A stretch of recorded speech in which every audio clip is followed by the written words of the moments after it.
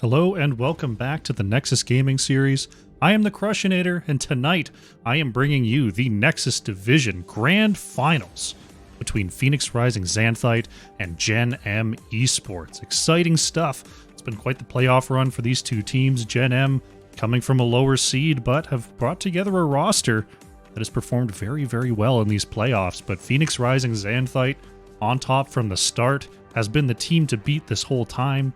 We'll see if they can hold out here in our grand final series. Hopefully everyone's having an excellent time. If you've been watching CCL today, I think it's getting close to wrapping up, so we're starting pretty much on the correct time here. But yeah, let's get into it here. Teams are almost ready to go. We'll talk about the map bans real quick. Sky Temple, Volskaya Foundry, Cursed Hollow, and Alterac Pass have been banned away, and Brax's Holdout is going to be our map number 1. Our teams are all set to go. Let's jump into our first map of the day. This is a best of 5 series, so look out for that. These early maps aren't necessarily a death sentence for the losing team. This PRX going to go ahead and remove the Junkrat. Gen.M Esports taking away the Vala. Gotta get this prediction rolling. These teams are in. Xanthite and Gen.M.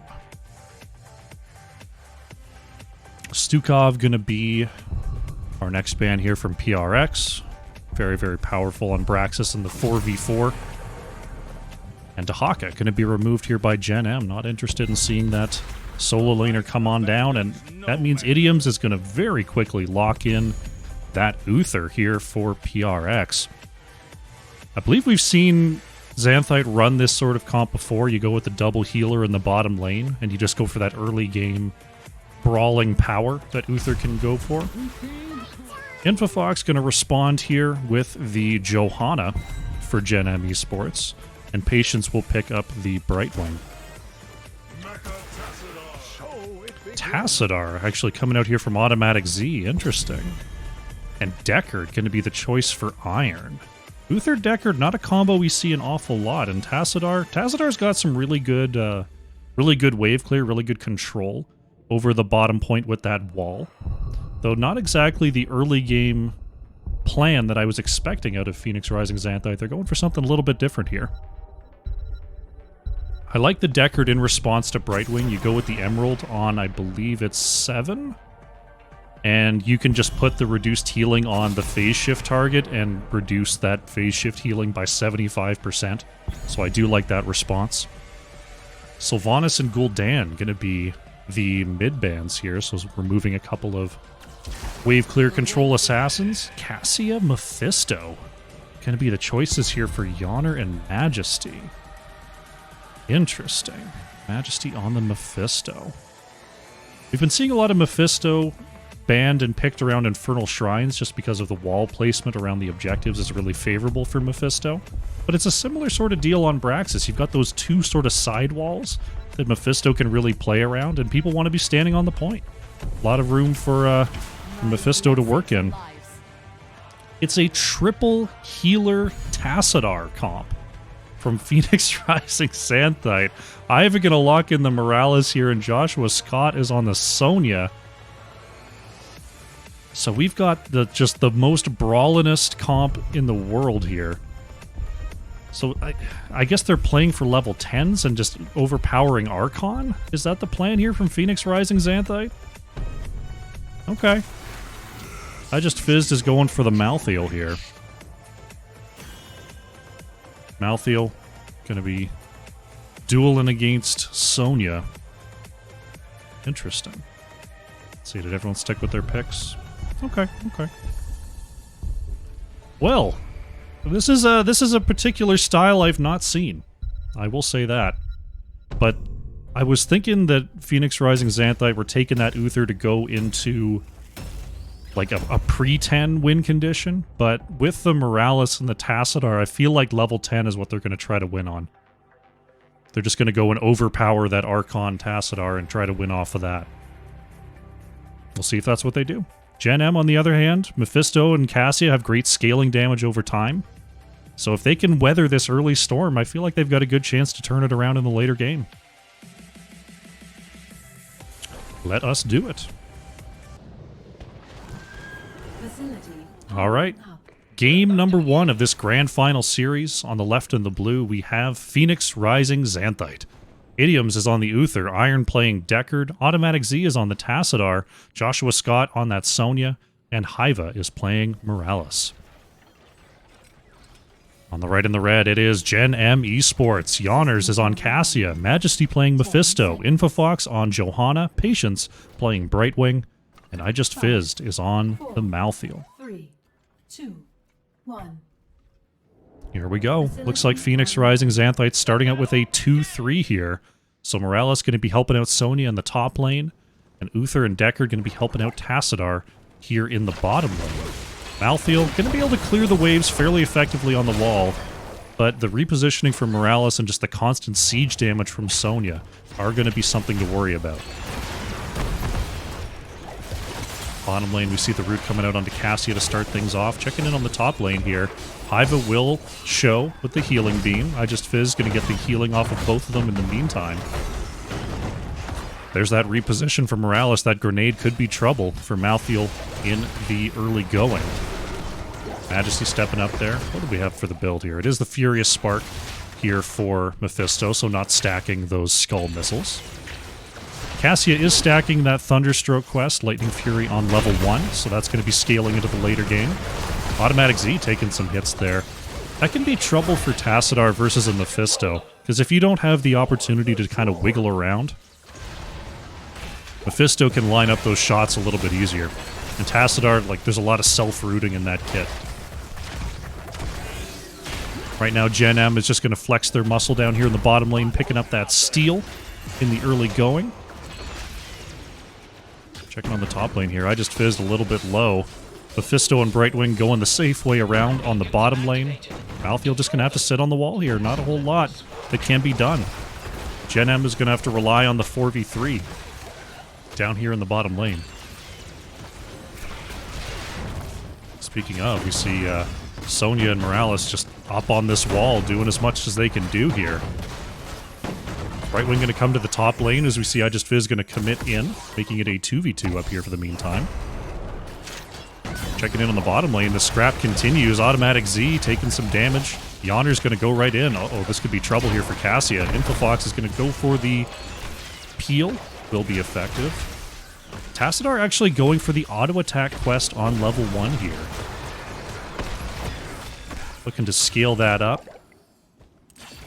Getting the bouncing. I'm not sure how much, like, a stim drone from Morales, if it is going to be the stim drone from Morales, affects that auto attack from level 1. I can't remember if Tassadar's damage is one of the 116 ticks a second or just 4 ticks a second. It's not something that I see an awful lot. There's a stun coming out. Johanna with the -20 armor, but still has the iron skin to escape. Uther currently 20 stacks on that W build. Building up on level 1. Idiom's working on that. Mephisto actually going to come on up to the top lane here as I Just Fizzed has lost that front wall. Brightwing on the way as well. Looks like they're going to try to get this Hellbat camp out to try to counter this push a little bit, but look at that. Hiva and Joshua Scott are just going to go straight onto this fort. Meantime here, I Just Fizz rotating down to the bottom lane. This could be big trouble. Gets away from the root. Is that going to be enough? Ooh, nice dip dodge there by Malthael. Bringing it back and will survive. I thought that was, I thought Malthael was definitely done for there, but nice little bit of maneuvering. Ooh, Shockray going to connect as well.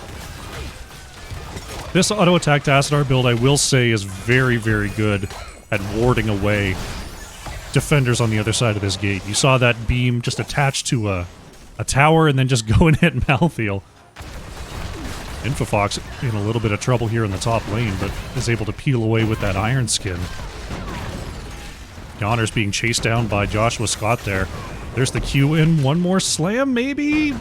Not going to be enough. There's a good escape there. Oh, but look at that. Tassadar rotating on up is going to get the kill. Mephisto taken down as well. Phoenix Rising Xanthite with the double kill on the heavy rotation here, are going to claim this top lane beacon and look to push in this top fort. Meanwhile, in the bottom lane, Malthael and Brightwing not exactly the strongest sieging, but they do clear this lane and try to get the minion wave in range. See Hiva on the bottom point trying to get a little bit of beacon progress, but will not be able to do so.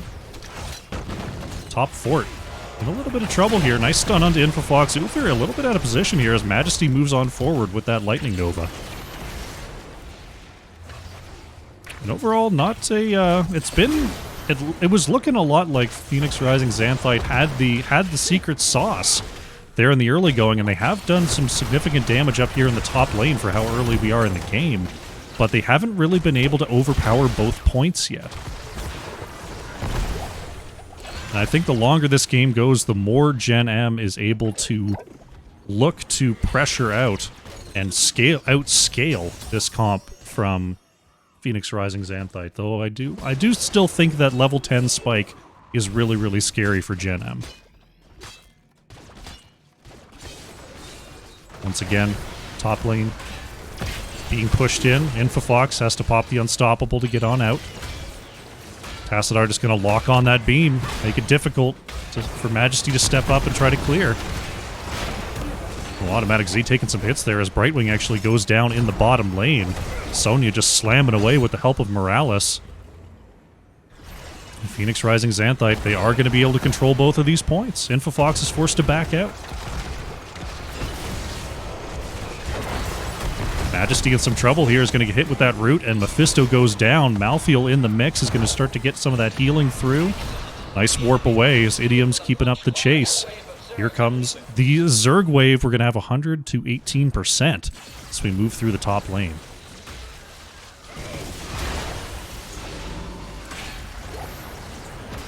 Sonya and Morales continue to just siege away on the bottom side. They're going to have to deal with that Zerg wave, but that shouldn't be too much trouble. The top lane pressure continues here from Phoenix Rising Xanthite. Majesty taking a little bit of damage there, but we'll move back and get the well. Cassia, Mephisto, they do okay at clearing these waves. Mephisto with the Lightning Nova can do a good job of getting back to those Guardians and those Hydralisks to help clear away the majority of the damage. You see level 10s are here, and the Archon was popped right away for Automatic Z. Mephisto clearing away those Guardians as PRX retreats. Bottom side going to go down as well. Morales just allowing Sonya to stay right on top, and it's actually going to be the Medivac from PRX, so they're not going for the hyperpower Tassadar, instead going for the global movement. They're going to use that global movement and their level 10 advantage to pick themselves up a boss, which I believe is going to go down bottom lane. Did we get some chip damage here? Yeah. Oh no, it's going top. Interesting. I thought I went down the most fortified lane. I was incorrect. See PRX going to try to stack this with a Firebat camp. They'll get that going. Infofox will see this. Oh, Johanna's actually going to try to step up here. We got the wall coming on through, but Johanna able to get onto the point here. Iron going to get the sleep onto 3. Mephisto warping back to that position. Gen.M Esports is able to take that camp, but they're going to have to go back and deal with this boss.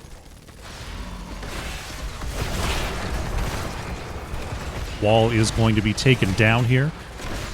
See how much further this can go. With the camp not going their way, we see that Phoenix Rising actually had to go back and deal with that, and there will be no wave support for this boss, but still, very high single target damage onto this keep.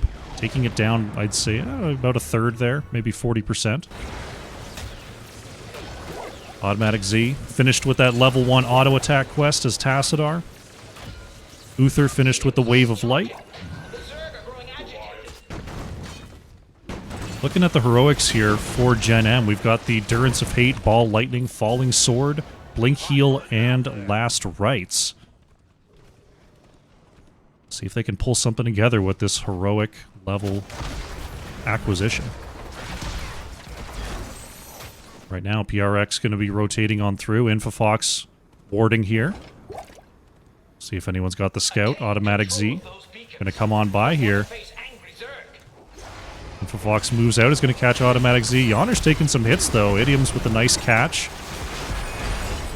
Phase shift comes through just in time. Here's the medivac on the backside. Joshua Scott goes in. It's a huge sleep onto 4. Brightwing is going to be taken down here. Iron and Idiom's taking some hits, but the 3 healers keeping everyone as healthy as possible. Iron is low. Yonners tries to go in for that kill. Cassia goes down. There goes Mephisto. There goes the Malthael. It's a quad kill for Phoenix Rising Xanthite. They've got the beacon control. They've got camps pushing in both lanes here, as well as the level 13 advantage. They've got pretty much everything that they could possibly want right now. The wall comes out. The Unstoppable's down. The stun already came out here. There's the Q coming on in. Infofox is being chased away. Johanna is low. Members of Gen.M are back. Patience with the blink heal is going to keep Johanna healthy. Iva taking some hits here. Gotta watch out. Morale is very, very low. Johanna going to dive on in and get the knockup onto Hiva. Uther trying to turn it around here. Uther goes down. Joshua Scott low as well. Gen.M is trying to chase through and pick up some of these kills, but they have lost the Zerg wave. The healing is starting to turn things around. Cassia goes down. Joshua Scott still somehow alive, is turning things around. I Just Fizzed is going to fall. Infofox trying to get away here from Joshua Scott. Majesty being turned onto now. Mephisto is going to go down. Unbelievably, Phoenix Rising Xanthite. They were looking full dead. Full dead. They managed to get away here. Morales is going to use the medivac to bring Uther into the push here. Malthael is on the way back. Mephisto's coming up soon, and this is a core call. Big sleep coming on out from Deckard, but they wake up immediately. Johanna going to go into the air here, try to stop this push. 50% on the core, but this Zerg wave is just doing too much. Johanna goes down, and Phoenix Rising Xanthite with a very cool comp here on Braxis pick up our first win of the day. GG.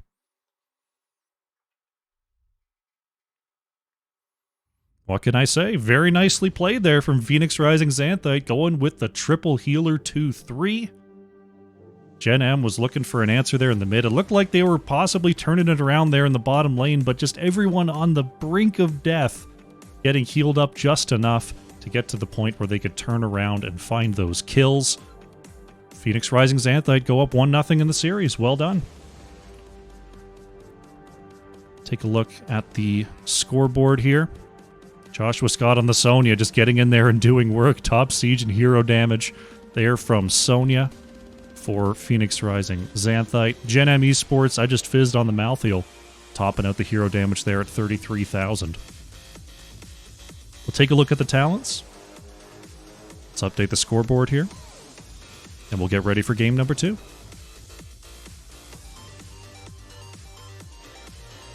Close out the prediction. There we go.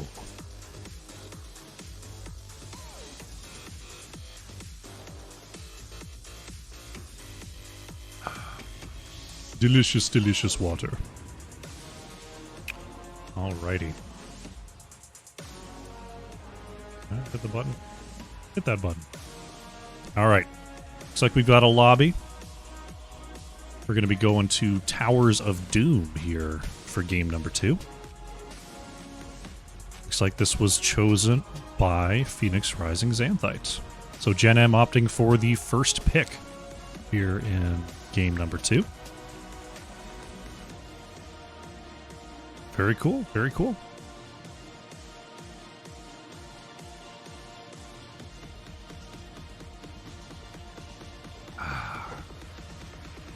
Hope everyone in chat's having an excellent evening this evening. This is a match I've been looking forward to all week. This is the one I requested. I think it's a really, I think these are two excellent teams. I'm excited to see both of... I would expect both of them in the Heroic Division next season, should they choose to stay together.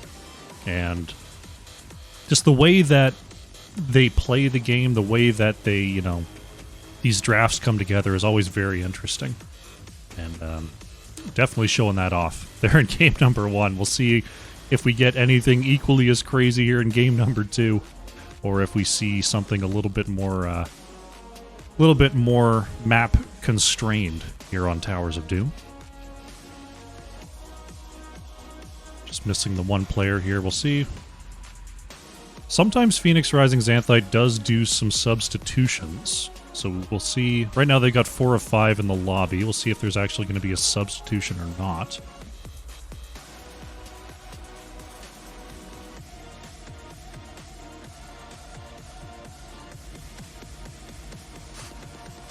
We shall see. No, looks like Joshua Scott is coming back in here.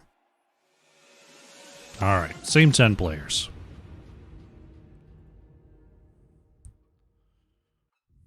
Same 10 players. PRX gets away with some cheese. I mean, if it's a win, it's a win. What can you say? I think if Gen.M had been able to weather that push, I think they would have had... Like, if they had like one more round of beacons to try to come together, I think the scaling from Cassia, and I think the later talents from Mephisto had a chance to turn that around. But Phoenix Rising Xanthite, they just never let go of the reins there.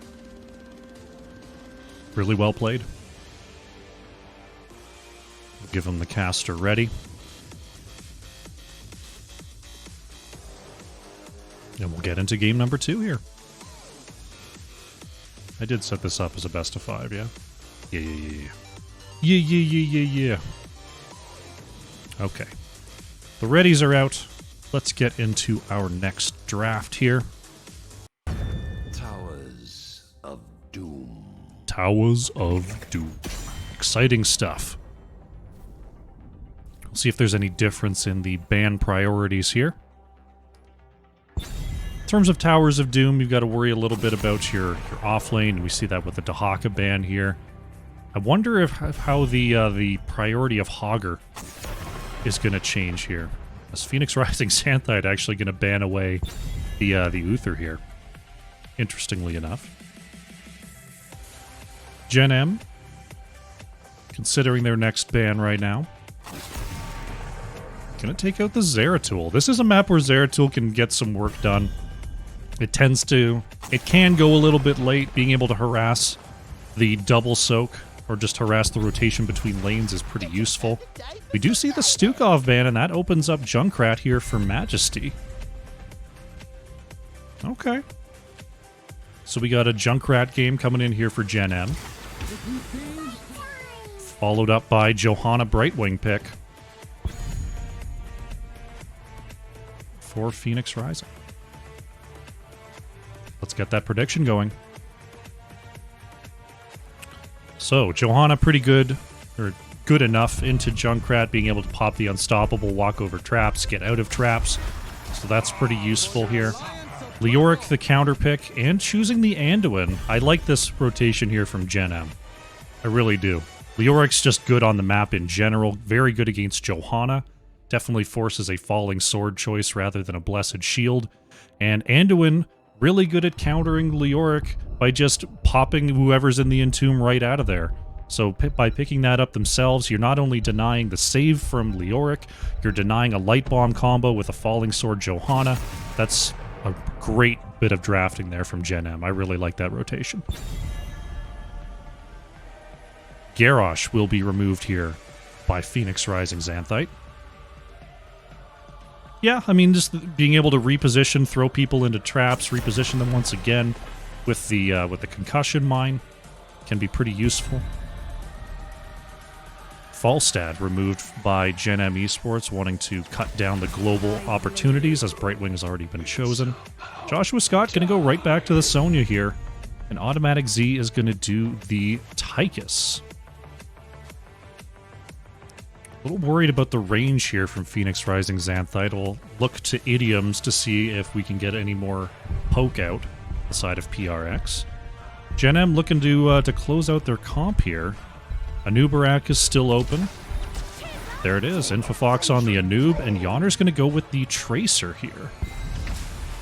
Nova is going to be the final pick here for Idioms, so performing a similar function to the Zeratul. But Nova gonna be the choice here from PRX. Alright, alright. I don't know what the Tracer Nova matchup is like. I think there's a lot of matchups I'm going to see today that I just don't know anything about. Tracer, I don't believe, can bring Nova out of stealth except with a pulse bomb, so that could be helpful. But also, I'm guessing it's going to be pretty hard to hit Tracer with a snipe. So that's kind of a weird matchup there.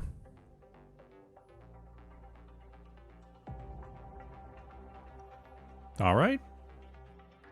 Let's see how this one goes. Crazy comp set number 2. Prepare yourself for battle, heroes. Let's do it. Game number 2 on the left in the blue, we've got Phoenix Rising Xanthite. Hiva is on Johanna, Joshua Scott on the Sonya, Idiom's playing Nova, Iron is on the Brightwing, and Automatic Z is playing Tychus. On the right in the red, we have Gen.M Esports. I just fizzed on the Leoric, Yonner's playing Tracer, Majesty on the Junkrat, Patience playing Anduin, and Infofox is on Anubarak. 2, 1. Well, here we go. Game number 2 is underway. The Nova Snipe talent on level 0 is our only questing talent to be found.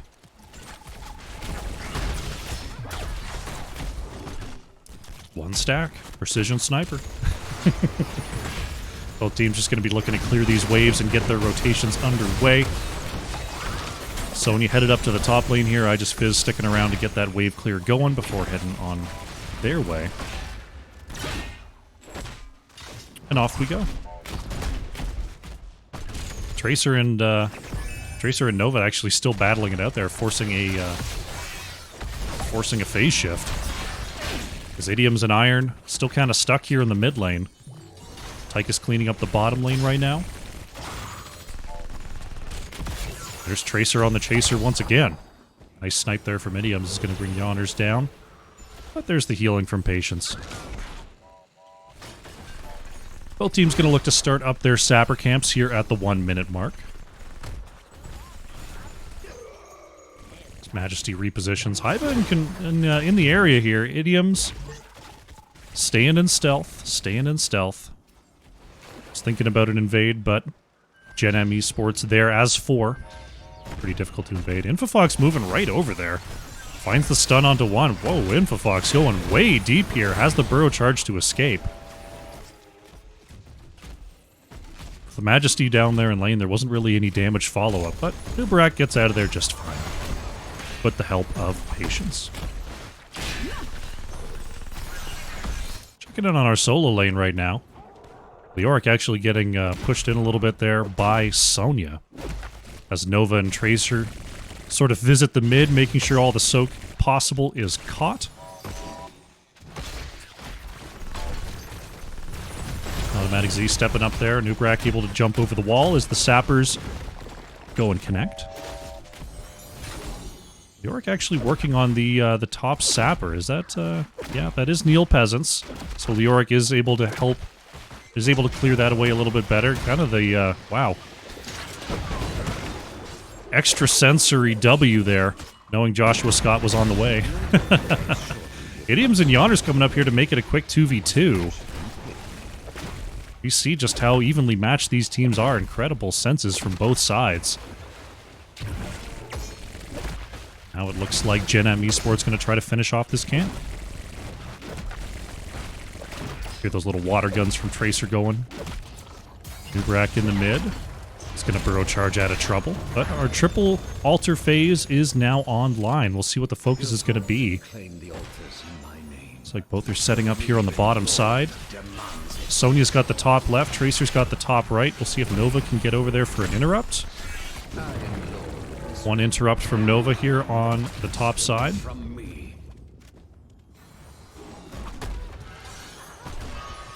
As the poke battle continues down here in the bottom lane. Well, Tracer's on the chase here. Idioms could be in trouble. Yeah, there it is. Tracer finds the kill before phase shift can come on through. Double blink will get Yonners out of trouble. Gen.M gonna go the 2-for-1 here. Nice pick off by Yonners in the mid.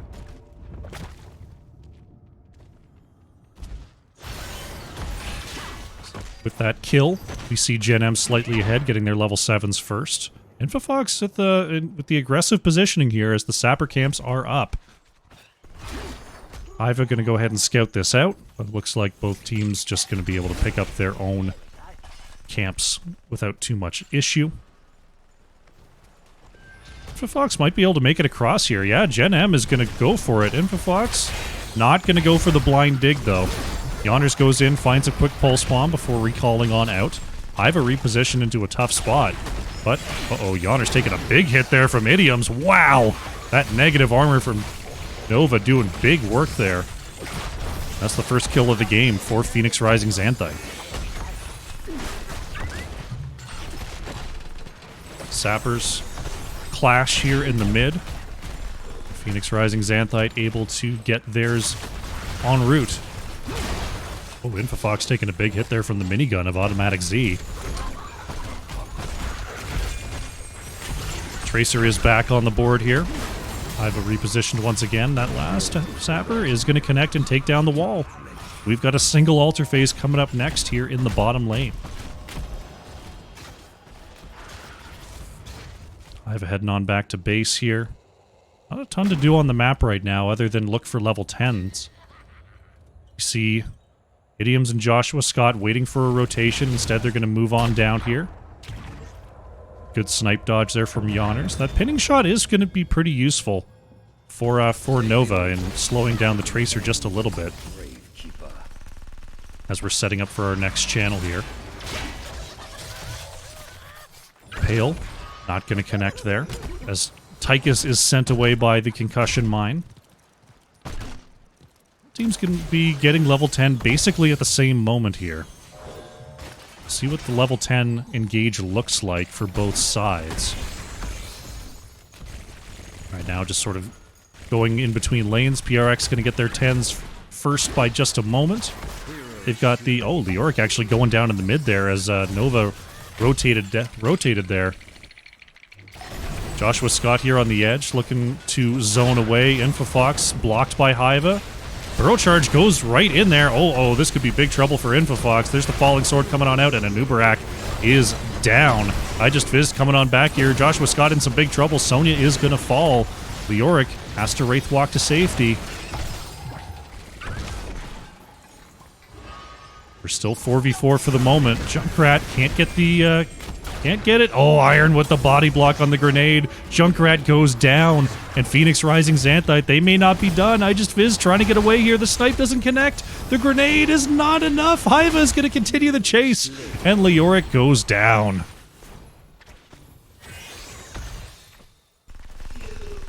Right now, we're going to see Phoenix Rising Xanthite moving to the right side camp, looking for this steal. Junkrat is back, but not going to be here in time to fight over this camp. Tracer up to the top lane as Leoric now returns to the battlefield. Just working on those sappers. So right now, Phoenix Rising Xanthite looking to get their first tower control of the game. One going to connect, two connect, all three. So this tower's down half, and look at that. The extra sappers coming on in, and that is tower control going over to Phoenix Rising Xanthite. Looking at the poke damage, yeah, I mean, Junkrat going to be able to help take this tower back from relative safety. That is a plus here for Gen.M's comp. Nova continuing to harass the mid there as Joshua Scott able to get that sapper down before it does any damage to the top fort. That's the sticky bomb, I believe, from Yonners. Speaking of, I didn't talk about the heroics from Gen.M. We do have the Riptire Cocoon coming on out. That is a sticky bomb for Tracer, light bomb, and Entomb. Here for Leoric. Junkrat trying to get in range with these grenades to slowly whittle down this fort. We've got a double top lane altar phase coming on through next. Yonner's on the outside looking to get some dismounts here. Automatic Z will be removed. Grenade will not connect. Idiom's looking for a quick channel. Oh, Anduin not able to get there. Idiom's with the channel. Gets the top right quickly. Iron is able to blink away from the Entomb there. Level 13 advantage is in for Phoenix Rising Xanthite, and now they've got the easy channel on the top left. for another 5 shots into the core. This realm There they go. and mine alone. Left side The Sapper altar is ours. is up and available. Fire upon the grave You're going to see Automatic Z start that up. Right side Sapper is up in about 30 seconds, but Gen.M is going to take this opportunity to work this bottom tower back down. Yeah, the minion wave here, that's bottom tower definitely going down here. Phoenix Rising grabs the left side Sapper. Right side Sapper is going to be coming up in just a moment. We'll see if there's going to be a scuffle over that.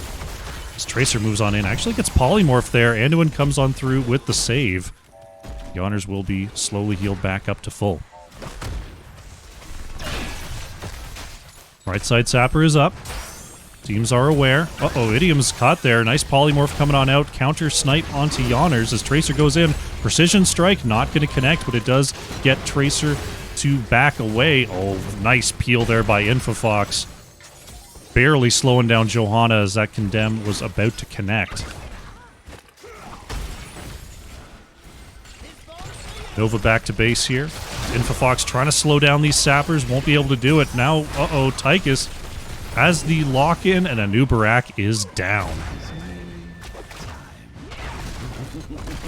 Odin comes on out here from Tychus.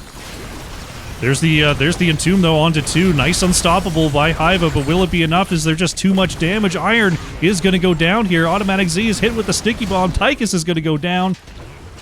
Yonner's able to escape. Nice job. Great turn there from Gen.M.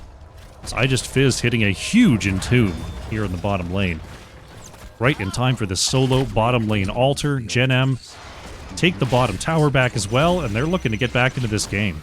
Precision Strike is going to delay this for just a moment. Hiva looking for a Blessed Shield, or the Blessed Hammer. Nice positioning there. Phoenix Rising Xanthite, they're not giving this up so easily. Yonner's here on the edge is going to make them think twice about going in again. Nubrak going in deep once again with the double stun. Entomb comes out from I Just Fizzed onto 3. There's the Riptire hitting everybody on the side of PRX. Joshua Scott is somehow able to spin away here. I Just Fizzed is able to get out as well. Another huge Entomb. Oh, Yonner's getting hit there by the quarterback grenade from Tychus. But Gen.M strikes back, taking a couple shots off the core. Phoenix Rising Xanthite. Leo going to move on up to the top lane. Getting harassed once again by Idioms. 16s are in for both teams. OG Geo, thank you for coming in with the Twitch Prime. Prime Gaming, as it's now called. Appreciate the support. As we see the left side camp now being invaded by Gen.M. They look to flex their muscles just a little bit. Infofox with the delay. Johanna not able to get there in time. Moving into the back. There is the Cocoon coming on out. Polymorph as well. And Nova's actually taken down here. With Nova down, we see the Odin pop there, but oh no. The Entomb comes out and Automatic Z could be in a tough spot. Infofox moving in with the large burrow. Is the Falling Sword enough? Yes, Tychus is able to boost away there. But with Nova down, for our next triple altar phase, this could be big trouble here for Phoenix Rising Xanthite.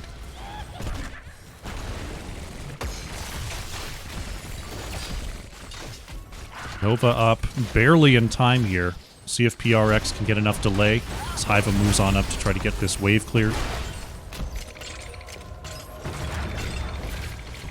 See Tychus on the left-hand side here for PRX, going to get that going.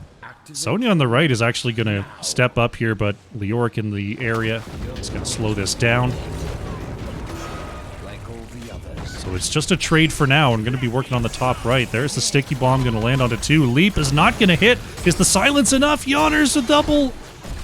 Is able to barely get away there. If that leap had connected, that would have been a dead Sonya or a dead Tracer for sure. Majesty is going to finish off the channel there for Gen.M. So we're 20-18. Very, very even. Going into the later game here on Towers of Doom. Gen.M going to be looking for their Sapper camp here on the right-hand side. Hiva Just checking on in. Just checking on in. But it looks like PRX have no intention of stepping in there. Bottom tower going to take a little bit of damage from this minion wave before it's cleaned up. Sonya continuing to push here on the top side. So we'll see what the positioning is like here. Johanna is scouted in that top bush. Idiom's got to watch out as well, as Nova can just simply walk into traps and get trapped. That's a thing that can happen. They won't chase the stealth Nova, but if you walk right over it, you're in trouble. Sonya is going to be caught there, moving around the backside. Tracer having a double blink to safety. So it looks like we're going to have a double bottom lane altar phase next, if I'm reading Zimap correctly. I just Fizz is looking for a big entomb here. Doubles back. Automatic Z was able to dash away. Iva moves forward. Infofox is just going to pop the armor there. Oh, nice silence there. Is that the Hush from... I think that's the Hush there from Brightwing. Getting a little bit of silence action there as the Sappers push down the bottom lane once again. Altar's up in 10. PRX is getting closer. They're halfway to level 20, but I don't think they're going to have it for this next fight, unless it goes quite long. Odin comes on out here for Tychus to try to zone away. Idiom's on the bottom side is looking for a quick channel here for PRX, and will do it. And they're going to be able to fight over this mid. This could be a big moment here. Johanna pops that unstoppable. I just Fizz is looking for the channel. Oh, Tychus a little bit offline with that interrupt, and it's going to be a quick trade. Johanna is split into the cocoon. Hiva are going to be repositioned into the back. Double rooted with those traps. Falling Sword comes on out to deny the Impale, and Hiva gets to move back to safety. PRX, they've got their 20s right now. We'll see if they can use that to push down the bottom lane. Junkrat traps once again being used to zone as best as possible. Tracer coming on down to try to help this out. Joshua Scott looking for a way to get onto this bottom keep.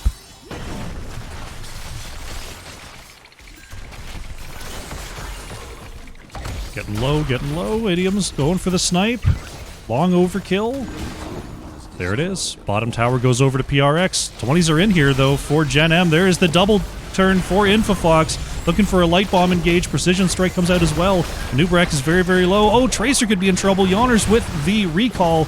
Gets that double blink to get on out of there. Automatic Z going to be saved by Iron. Joshua Scott on the outside wants one more auto, but can't get it. Infofox survives. Leoric is going to be the next to go down, making this a 1-for-1.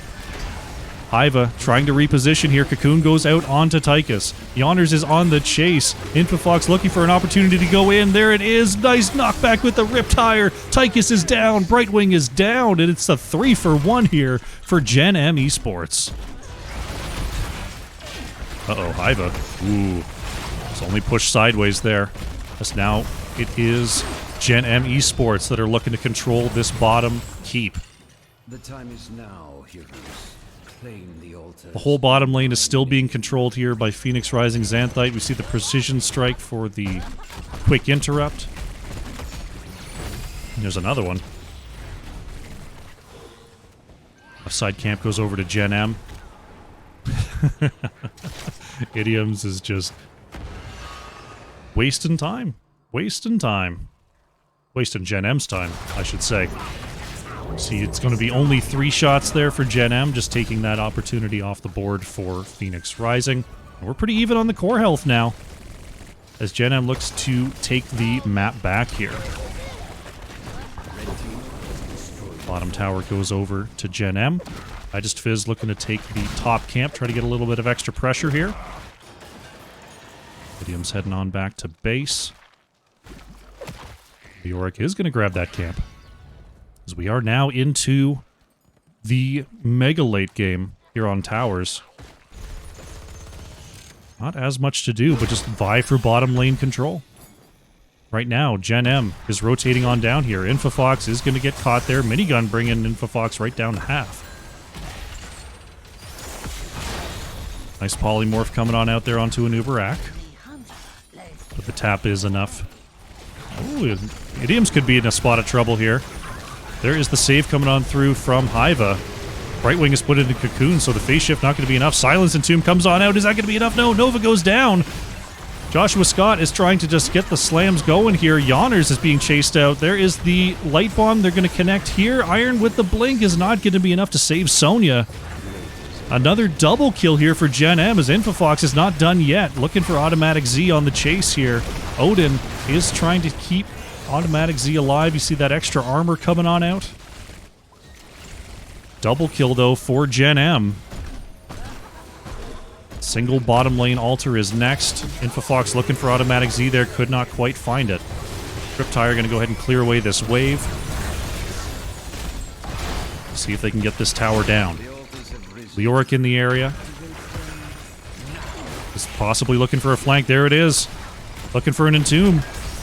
Entomb to block, but Iron blinks away.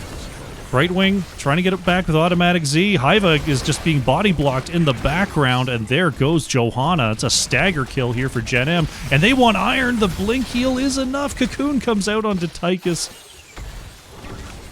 They were looking to turn off the blink heal target, but Iron was able to get away. Bottom altar is still available here, but Gen.M are looking to press their advantage while they can, while Johanna is down.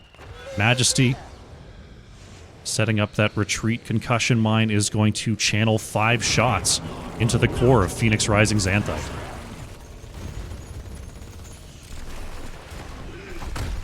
Sappers are on the way here. Johanna still down for 25. Odin comes on out here for Tychus. Concussion mine. Not going to be enough to deny. These Sappers are going to go down. Automatic Z is trying to get in range. But it's difficult here versus an Uberak. Even with that big red button. Can't really get in range. Trying to step up here. Idioms on the outside. Looking for Majesty. Oh, the leap from Joshua Scott is in, and Majesty is eliminated. Wow, what a big flank there. Junkrat caught out of position. Good punish there from Phoenix Rising Xanthite. Leoric continuing to get some incremental pressure here in the top lane. Sapper's going to come on through. We'll take this down. The Sappers do about half a structure if they all connect. Bottom lane, PRX is going to trade out this structure. Gen.M takes the top side, and they're going to take one more shot into the core here. There it goes. Boop. It's PRX sitting on 7 core health here. Gen.M is going to try to bring that down to 3. Phoenix Rising are on the way, but I don't know if they get here in time. Idioms is going to check. Hiva can't get onto the point. The falling sword doesn't count as a target. Infofox gets out of there. The light bomb was hit. There's a huge silence and Tomb. Can Gen.M turn this around? Infofox is trying to go in for the stuns. There goes Nova. Joshua Scott on the backline is going to get cocooned here. Hiva trying to get away there with Iron. But we have a double altar phase. This could be it right now. Nova down here. Gen.M only needs one of these to win the game. The Holy Bolts from Hiva, keeping everyone healthy. Joshua Scott is low, and Joshua Scott is taken down by the Riptire. Majesty is going to channel the right side. There goes Iron is low. There goes Brightwing. The channel is in, and Gen.M strike back in this best of 5 to make it 1-1. GG.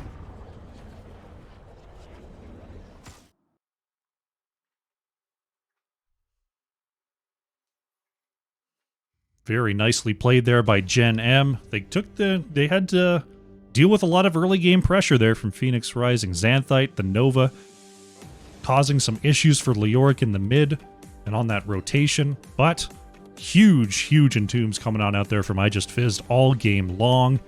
We're creating big plays, really big plays around those choke points where Phoenix Rising Xanthite just didn't have the opportunity to spread away. And well played, evening up the series 1-1.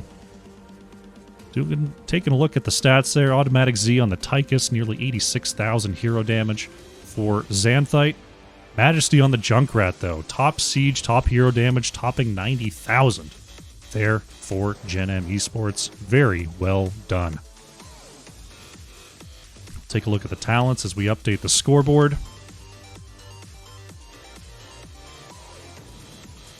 Close out this prediction, and we've already got ourselves a lobby for Game 3.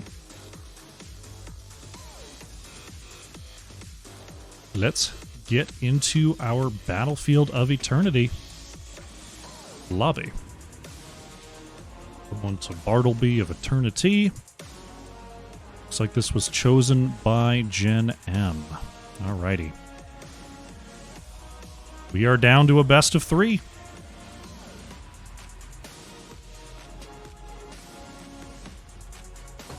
Delicious, delicious coffee.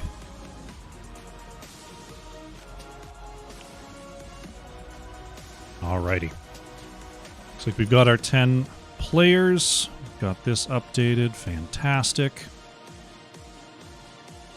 Good, good, good.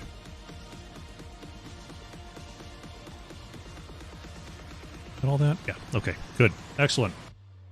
Good, great, excellent. These teams are on point here with getting these lobbies up. I was thinking maybe they'll take their time. I'll be able to go down and switch my laundry. Nope, not today. we're going light speed through these games.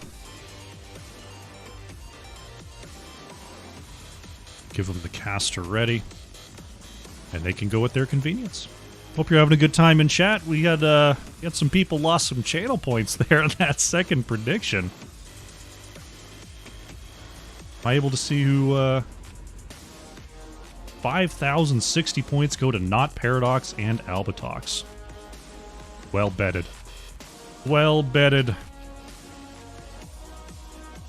Is that Starbucks coffee in a Starbucks coffee mug? It is a Tim Hortons coffee pod in a Starbucks coffee mug. I got them Keurig pods. Is it Tim Hortons? No, the Tim Hortons is the decaf. My wife likes the Tim Hortons decaf pods. We've got the McDonald's caffeinated coffee pods. That's what we got.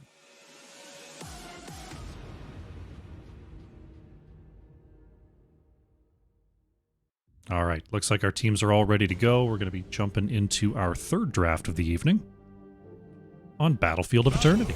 Let's do it.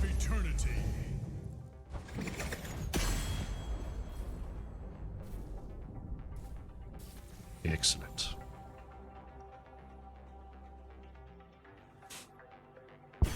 All right. Phoenix Rising Xanthite back in the first pick position here. Battlefield of Eternity. See what the game plan is. Taking a little bit of extra time with this first ban this time.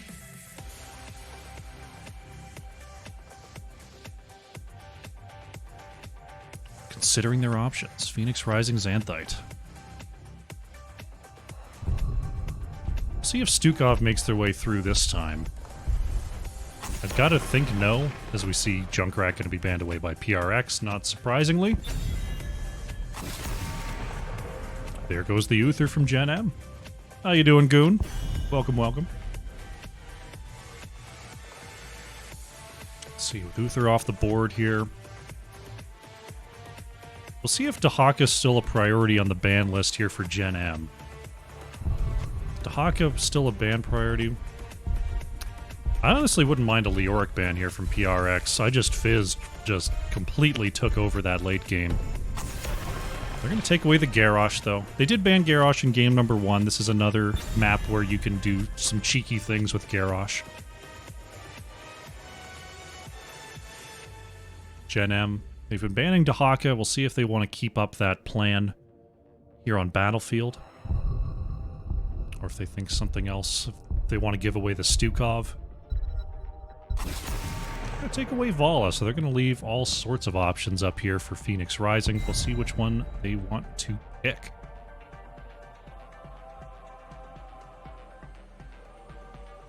Goon wants to post a link.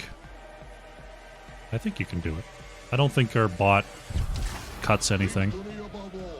Iron is going to go for that Stukov. First pick here for Phoenix Rising. Infofox happily snaps up that Johanna. And I Just Fizzed is going to grab the Dahaka that they've been banning away. Alright, so Gen.M seems like they got the choices they want. They do give up a Stukov for it, but based on how these drafts have been going, I'd say they're pretty happy with their opening picks here. Phoenix Rising, on the other hand, well, I'm interested to see if they just go Varian Tychus here, honestly. They're going to take the Hogger here. Automatic Z is going to go for the Hanzo. I like the Hanzo for the race here on Battlefield, is able to position fairly safely versus a Dahaka most of the time. And Hogger's a great hero. I was thinking maybe Hogger was going to come out on the last map, but it was a Sonya instead.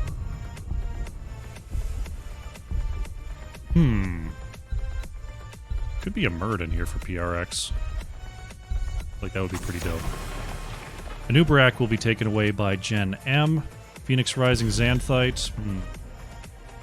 Tychus would be a little bit of a problem for Hogger. They're going to get rid of the Tracer, though. That roaming Tracer was not their favorite thing last game. So, Gen.M, they've got Anduin options if that's what they want to go for. Anduin Tychus, I feel like, would be pretty good here. Yawner's going to go for Greymane, though. There's that Anduin from Patience. So we got the Greymane dive in, a little bit of extra burst damage. Help take down whatever frontline presents itself. Uther's already banned, so we're not going to see that. I'm trying to decide if I like Varian here or not. I'm here to help. I like it a little more now. Okay, they're going to go for the Blaze. Interesting. Hive on the Blaze here for Phoenix Rising Xanthite. Idiom's going for the Jaina. So got the Jaina Stukov to follow up on Blaze connections. Hanzo can start that with a Dragon Arrow, which I'm guessing is going to be the choice here, given that Jaina is the follow-up damage. Gen.M going to try to respond here with a Sylvanas. Majesty locking in the Banshee Queen. Sylvanas Greymane, very, very high siege potential here for Gen.M. So looking to capitalize off of these objectives. Also pretty good at taking down higher health targets if Sylvanas goes for the mind control to stop Blaze from going into a bunker or to stop Hogger from going into a Hog Wild. We'll see if that's going to be the play or if it's going to be a Wailing Arrow to try to shut down Jaina.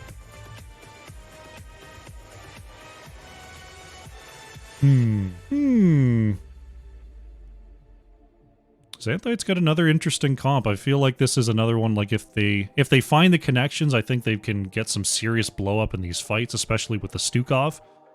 Gen.M, I feel like their comp plays to the map a little better. Let's see how it goes here in Game 3. Prepare yourselves for battle, heroes. Let's do it. Game number 3, on the left in the blue, we've got Phoenix Rising Xanthite. Hiva is on Blaze, Idiom's on the Jaina, Iron is playing Stukov, Automatic Z is on Hanzo, and we've got Joshua Scott on the Hogger.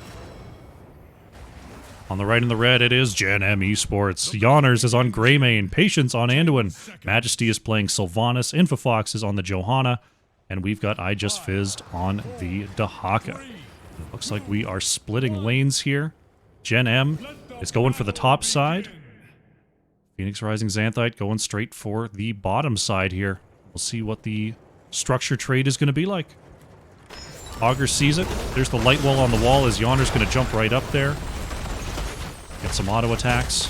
Phoenix Rising Xanthite are going to respond with defense. They're going to come up to the top lane here, so they're not going to try to trade. Nice unstoppable there from Johanna, but can Majesty still get away? There's the pull from Patience. Infofox is low. Doesn't have the Iron Skin used earlier, and Johanna goes down. Great slows there from Hiva to help connect that kill.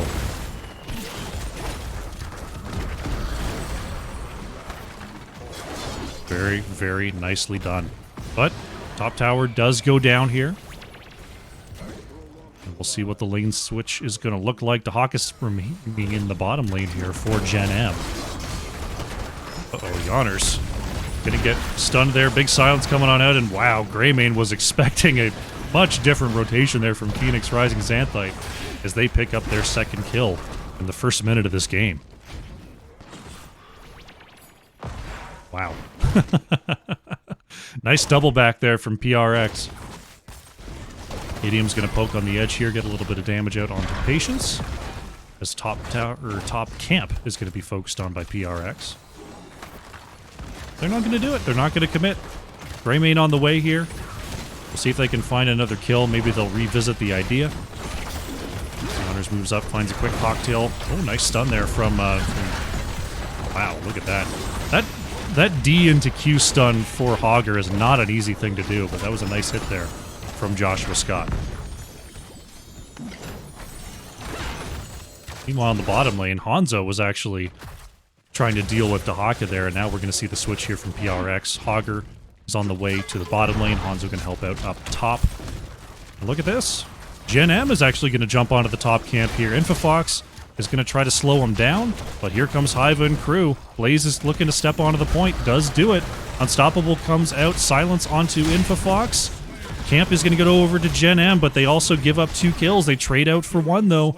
There goes Greymane. It's a 3-for-1 there from Phoenix Rising Xanthite, and we've got a pause coming on out here. All right, we are back. We don't know what happened, but that's okay. All we know is that it's over now. Hogger going to be looking to pick up this bottom camp here for PRX. As both sides... Can I get both sides on the camp screen? Oh, just barely! You can kind of see them both. We've got Matic Z, we've got Iron there, and we've got Yawn and Mage on the right. Can't quite do it. Can't quite see both teams taking their camp at once here on Battlefield. But the timing is good, and the Immortals are online.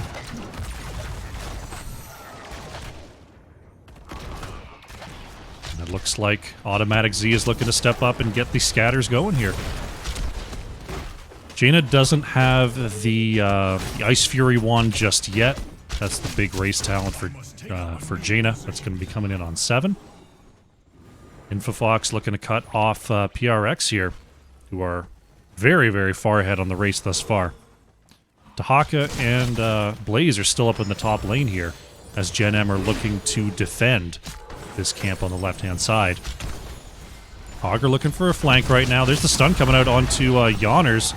Good save, though, from Patience. Joshua Scott gets the knockback, but can't quite find the connection there. Automatic Z chased away there by Majesty. Idiom's trying to step up and get some extra poke here. PRX just trying to make sure that they survive. Hiva into the backline, can't find the jet propulsion. But nice work by Phoenix Rising Xanthite, just pushing away with those level 7s, and they get basically a full health Immortal for our first objective of the game. Idiom's going to step forward there, look for a little damage onto Patience. Oh, Infofox could be in trouble here. Oh, able to squeeze by the loot horde there. Right now, Hogger going to head on up to the top lane, and Phoenix Rising Xanthite, we'll see what they can do with this full shield Immortal. I think it was about 17.5 on that shield. Pretty significant for the early game. As this wall's going to start to go down. Nice silence there as Infofox is really stepping up. Got to watch out for that stun circle there. There's a big flank coming on in from Dahaka. I just Fizz looking for more here. Iron Skin comes out. And Johanna going to have to retreat here.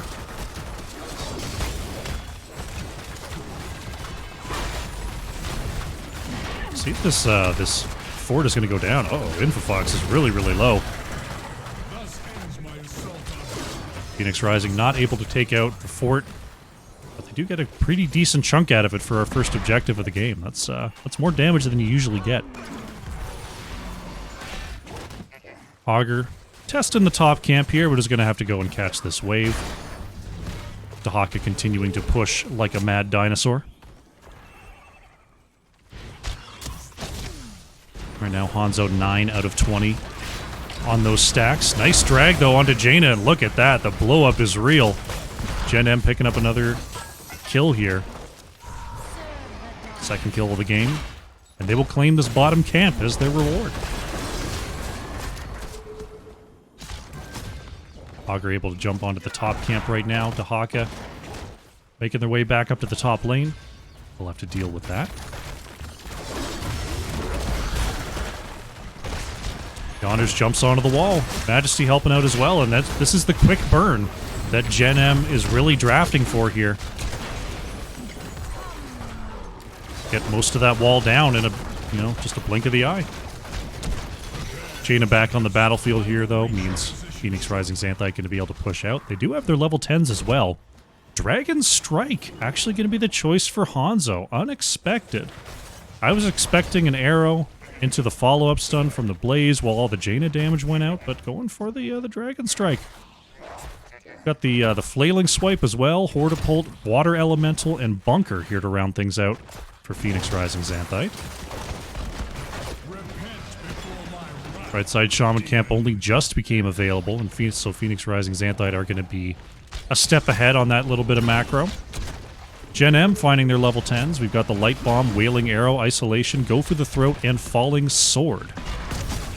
So it is going to be the Wailing Arrow here, not the Mind Control for Jaina. Or for Sylvanas, I should say. Onto the Jaina is what I was thinking. Which is who I imagine Gen.M would like to silence. Bruiser Camp going to be picked up here by Gen.M in the background. Phoenix Rising taking the opportunity to even up this race count.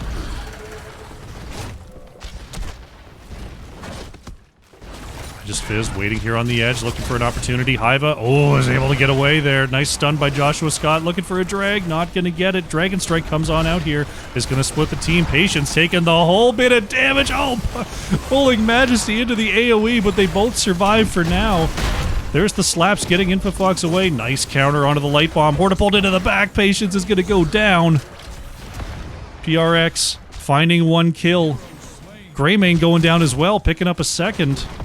They're going to get the race on this Immortal completed. Top Shaman Camp going to have to be dealt with here, though. Idiom's coming to help that out. We stand victorious. Luckily, the Immortal is coming down the top lane, so the team can come and help this out as well. But a great double kill there for Phoenix Rising Xanthite. We'll see what they can do in this top lane. They already got most of this wall down. Iron getting a little bit stuck there on the pathing. That's okay. Tahaka was actually going to come up here. Iron is going to be spotted. Drag not going to connect, though, onto Idioms. Great Silent Zone coming on out. Dragon Strike splitting the team just a little bit here. This time, Gen.M is able to mostly avoid it. Immortal cleaves down the fort. There's the silence and the... nice duck there. Going to force out the bunker from Blaze. Light Bomb is going to be countered, though, as the new habits is popped to get Hive of the Unstoppable. Falling Sword comes on out for some extra Unstoppable there as Hogger gets out of trouble. There's a big connection, and Greymane goes down before the Leap of Faith can complete. I Just Fizzed is being really, really slowed there by the oil. The Haka goes down. Phoenix Rising Xanthite with yet another double kill. Push up onto the keep wall.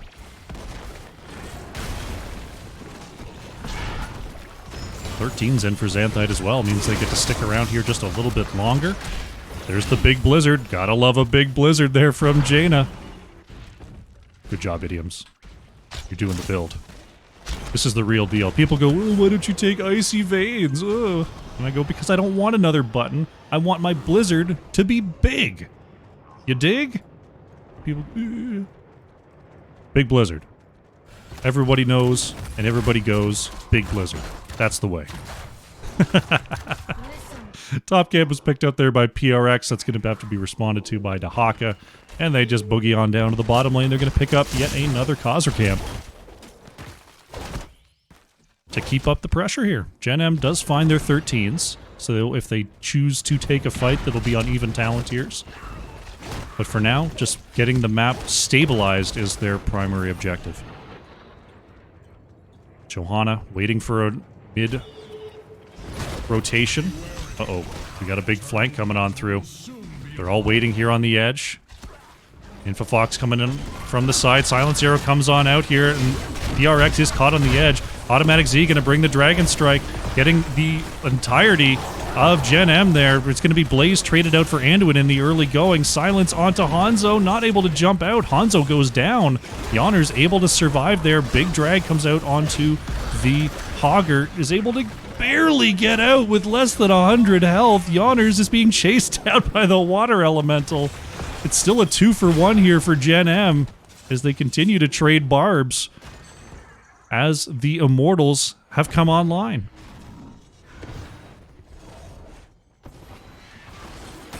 Idiom's going to step up there. Infofox in the area. See Phoenix Rising working on their back camp. Quite the scuffle there in the bottom lane. Both teams going to recover. You see Yoners is starting to race here for Gen.M on the top side. Idiom's in the area. PRX doesn't have their 16s just yet. They're going to try to step up here for the defense. Infofox on the outside, looking to control the space. Augur clearing away the top Shaman camp. Stahaka going to dig on in. Here comes I Just Fizzed. Jaina with the Blizzard on the outside. Iva trying to connect there onto Yoners, but just a bit short there with that jet propulsion. Dragon Strike coming on out there from Hanzo. Looking to cut off here. There is the Hortipole pushing Infofox right into the Dragon Strike, forcing out the falling sword. Yoners on the top side is a little bit low. Going to be saved there by Patience. Nice bunker. Going to get some armor going around here for PRX as they peel back to try to get a little bit of race. Uh-oh. A little bit of miss there on the big Blizzard, but that's okay.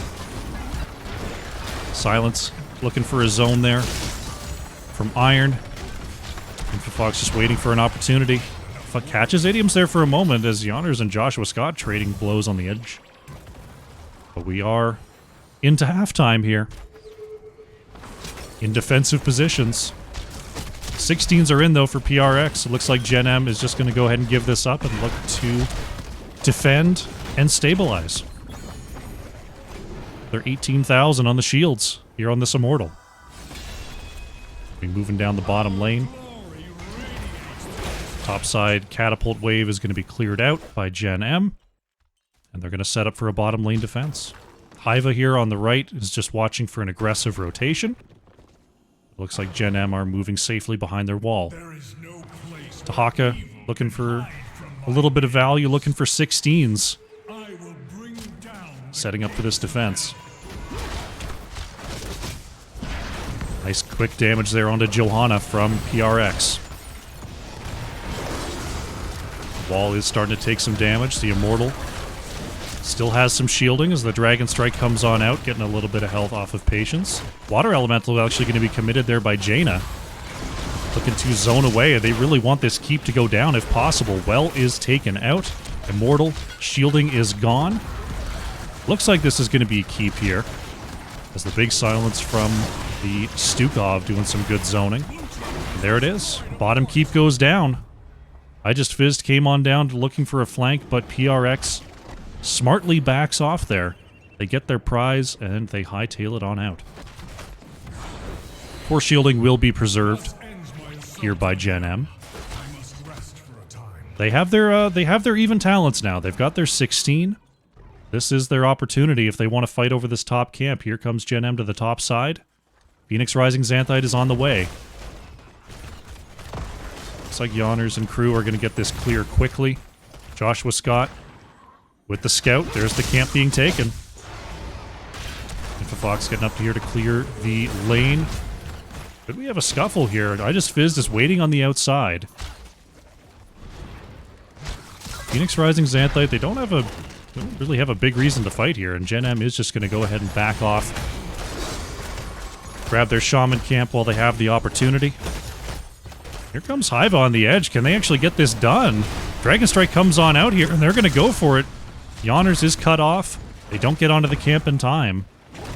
I'm surprised they actually went for that, and now PRX, they're going to be forced to run away here as a crew. I Just Fizz going to find the drag there onto Blaze. Light Bomb coming out as well, but a great unstoppable, and Johanna goes down in the silence zone. Iva waiting for that jet propulsion to come off cooldown, looking for anything here as Yoners in the back line is looking for automatic Z. Uh-oh, Greymane could be in trouble here. Looking for a way to roll out. There's the swipe, there's the roll. He's going to try to mount. Uh-oh. The chase is on. Scatter is going to get the dismount. Idiom's with the slow, and that's going to be it for Greymane. Johanna went down. A little bit of a scatter there. And we have the Immortals coming online. That's a tough time to take a couple of deaths if you're Gen.M.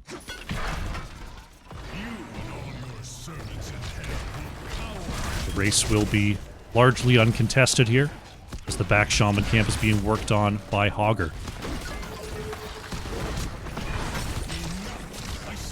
First half of the race is complete. Johanna is back, but Greymane is not. Shaman camp going to be pushing down the bottom lane, and oh, look at this. We're in race positions here. This will allow Gen.M to get a little bit of this shielding off. So ultimately, that's probably a good thing for them. So shielding will go down to 24,500. And it will push down the top lane. Dahaka going to have to deal with this double catapult stack in the Shaman camp in the bottom lane. It's going to take Dahaka a little bit here. As Hiva looking for a flank here, but Infofox does control this area. And here comes the objective. Johanna, is actually going to be stunned there. The pull from the Anduin is good. Dragon Strike coming on out there as we had a big silence on the backline from the Wailing Arrow. And we are in a full-on scuffle here. The swipe's coming on out. Yonners is low and Yonners is down. Stukov able to get into the bunker and escape. Hiva in a little bit of trouble here, trying to maneuver backwards.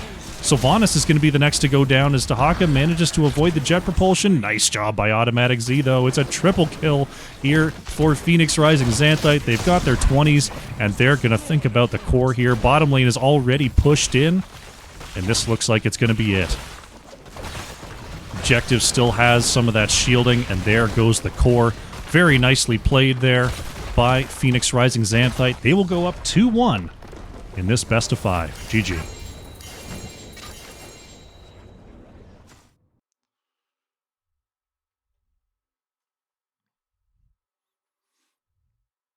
Another well-played game. PRX coming on back here in game number 3. The blow-up, the bunker plays from Blaze were very, very important. And we saw the power of Stukov coming on out from Iron there, seeing why Stukov is very often banned in the opening salvo in those drafts.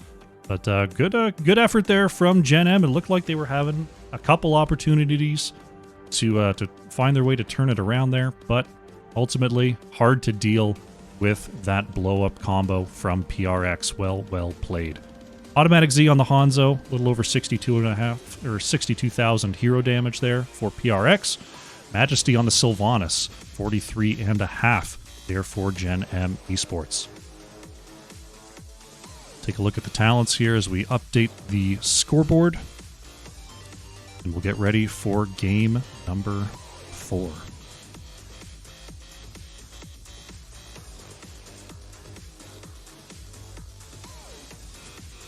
There we go.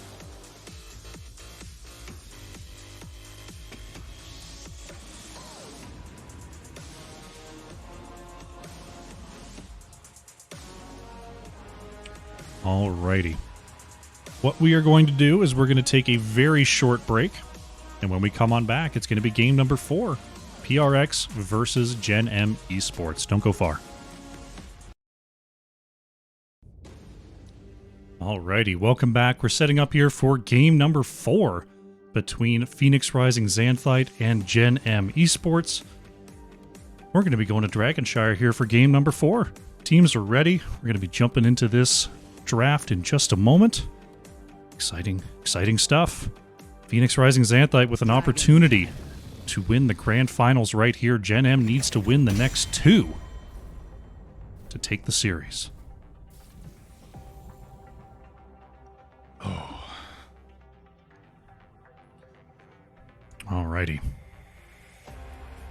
This was chosen by Xanthite. So it will be Gen.M Esports that are first to act.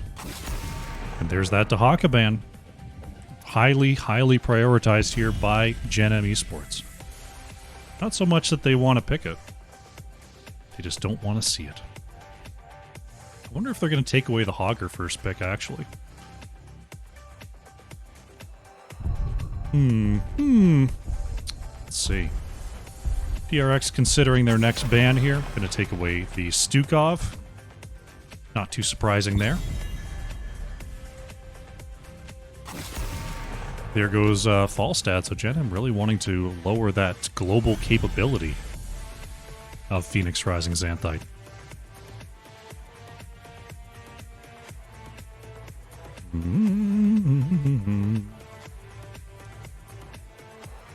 Get that prediction rolling here. As PRX thinking about their next ban, they're going to get rid of the Uther, so Junkrat will remain available. See if Gen.M wants to pick that up. They do. Majesty happy to grab that once again here. Does leave Hogger available. We'll see if Joshua Scott wants the Hogger, or if possibly wants to hold for a reaction. Let's see. Zeratul, one that was banned on towers, could perform a similar function here on Dragonshire if Phoenix Rising Xanthite wants to go for that strategy. They're going to go for the Brightwing and the Hanzo there, though. Okay. Brightwing Global, obviously quite important here if used well. And with Gen.M already banning away 2 of them, it does make sense. Tracer chosen anyway here, despite the point-and-click polymorph. Yawner's going back to the Tracer. So let's see, does Gen.M go for the Johanna again? No, Infofox is going to grab that Garrosh that has been banned away a couple times by PRX. Okay, I mean, the Garrosh combo with Junkrat, you're going to get a lot of repositioning here from Gen.M Esports. Phoenix Rising considering their next ban here. Right now, Gen.M, some pretty good anti-siege between Junkrat and Garrosh. They're going to remove the Malfurion as an easy route follow-up. And Gen.M going to ban Johanna. Yeah, I was thinking Johanna could have been a pretty good choice there. So, Diablo can possibly do some repositioning with this Garrosh. Anubarak can do some repositioning here after getting thrown. And create beetles to create false throw targets. It is going to be the Anubarak, and Idioms is actually going to go back to the Jaina here. So it's, again, the Jaina Hanzo from PRX. Wonder if we're going to see the stun this time, or if we're going to see the Dragon Strike once again here. I could see the Dragon Strike just because Garrosh has that Indomitable, and they might be worried that the arrow just gets cancelled by Garrosh at every time. I Just Fizz does manage to pick up the Hogger here for Gen.M. It goes all the way down. And Patience going for the Deckard. Okay. With Malfurion taken away, that's one of the bigger Tracer pairings for healing. But just leaving potions around and saying, alright, Yawners, if you want healing, go get it, isn't a bad choice either. Last pick here for Phoenix Rising Xanthite. It's going to be Chen here from Joshua Scott. Okay. So we've got a Chen versus Hogger. Chen will need a little bit of help with the camp clear. But I'm not sure if Hogger can out-damage Chen's regen. I don't think Chen can out-damage Hogger's regen. But maybe. Maybe. That'll be an interesting one to keep an eye on. Alright. Slexia coming in with the tier 1. Thank you for the support. Welcome, welcome. We're just getting into game 4 here. Phoenix Rising Xanthite looking to close out this series versus Gen.M. Got a pretty scary comp on the side of Gen.M here with the repositioning of Garrosh. Get the follow-up from Deckard and Junkrat.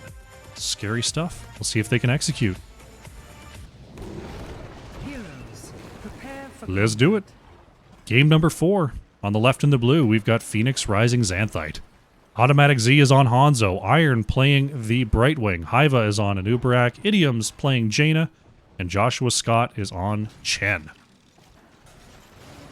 On the right in the red, it is Gen.M Esports. Patience is on Deckard. Majesty playing the Junkrat. Infofox on Garrosh. I Just Fizzed on the Hogger. And Yawners is playing Tracer. 5, 4, 3, 2, 1. Here we go. Game number 4. Heroes. The GLHFs have gone out. Checking our quests here. We got the Q quest coming on in for Garrosh.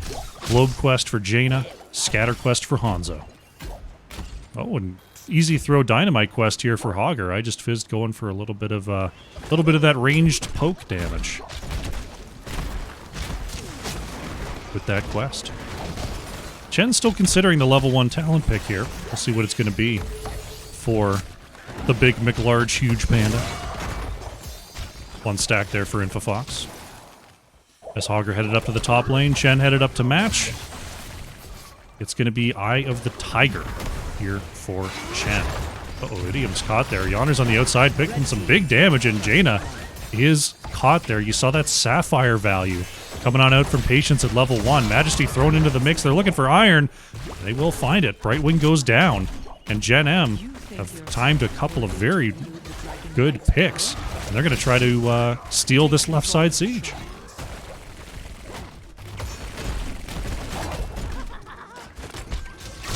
Siege camp stolen. Nicely started here by Gen.M Esports. Automatic Z, just get these down. Idiom's back is going to help clear that away. Little Junkrat trap there, just to mess with you. Majesty looking to finish off these giants here on the top right as our shrines have now activated. Checking on our Chen and Hogger situation. Joshua Scott looking to regen a little bit here. I just Fizz still pretty high on health. Fairly even in this matchup so far.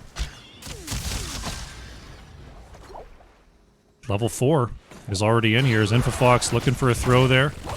Couldn't quite find it, but did get the throw afterwards. Throw charge just in range there, but the root comes out onto Iron. Yawner's going into the back with the pulse bomb. Gets a little damage, but not quite enough to take down Brightwing. And Tracer's going to roam to the mid. See if we can get a quick dragon cap. Jaina looking for an interrupt. Top side. Able to be moved in there by Joshua Scott. We see Brightwing coming on up here. This could be trouble for I Just Fizzed. Gets the Hog Wild. Is it going to be enough? There's the healing from the trait. Powers on through. The burn damage from Chen. There is a pretty healthy siege camp here, though. Looking to get in range of this wall. Looks like it's not quite in range just yet. Right now it's just targeting an Uberak. Pale does not find Garrosh. Good job by Infofox. Uh-oh, Garrosh could be in trouble here as Hiva's looking to control the body block. There's the Unstoppable. Impale comes on out. Good hold. Is Infofox trying to turn this around? There's the rubies. Iron is going to be... Oh, Iron is repositioned into tower range. Thrown back in, and there goes Brightwing. Cheeky plays coming on out from Gen.M, and they pick up the double kill onto an Uberak. Wow. Bottom Bruiser camp is taken out as well. And I'm starting to see why that Garrosh was banned away. Infofox making big plays here in the early game for Gen.M Esports. Joshua Scott here for Phoenix Rising Xanthite, able to control the top side. Dueling here versus Zehoger. But control continues to be varied. Gen.M will not give up control of this bottom shrine easily. Nice polymorph there onto Infofox as Hiva is repositioned to get out.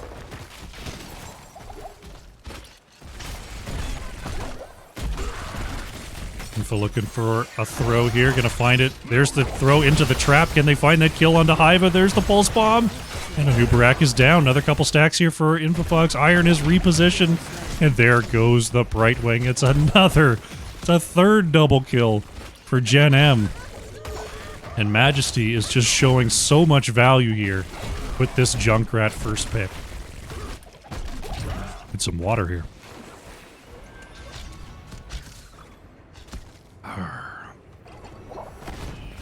Right now, Gen.M absolutely in the driver's seat here. Majesty looking for one more. He's going, come on. Give me that tower. And there we go. Double blink from Yawners. Oh, the archer minion turns around, and now Idioms is going to be in range. Oh, feels bad, man. Feels bad. But Gen.M pretty close to their level 10s here. So their control is going to just continue to grow. Infofox controlling the bottom side here. Brightwing is coming up to try to help out Hogger, or help out Chen, I should say, with this Hogger. Getting the simple geometry bounce on out. Majesty picking up another set of Siege Giants here as Hiva could be in a little bit of trouble. Taunt comes out. There's the root from Deckard, and a noob is down. Yawner's going in there, finding the sticky bomb onto Automatic Z. The dive continues.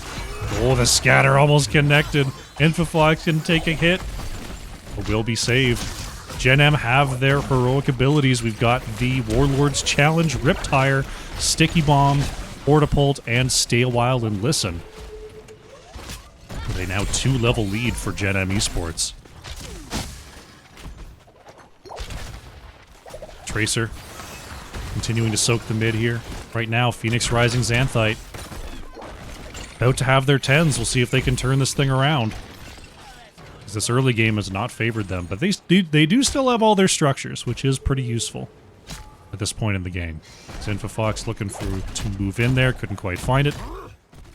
There's those 10s.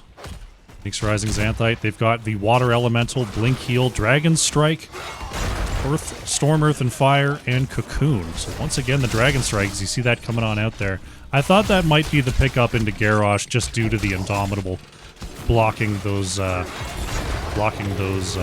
Arrows.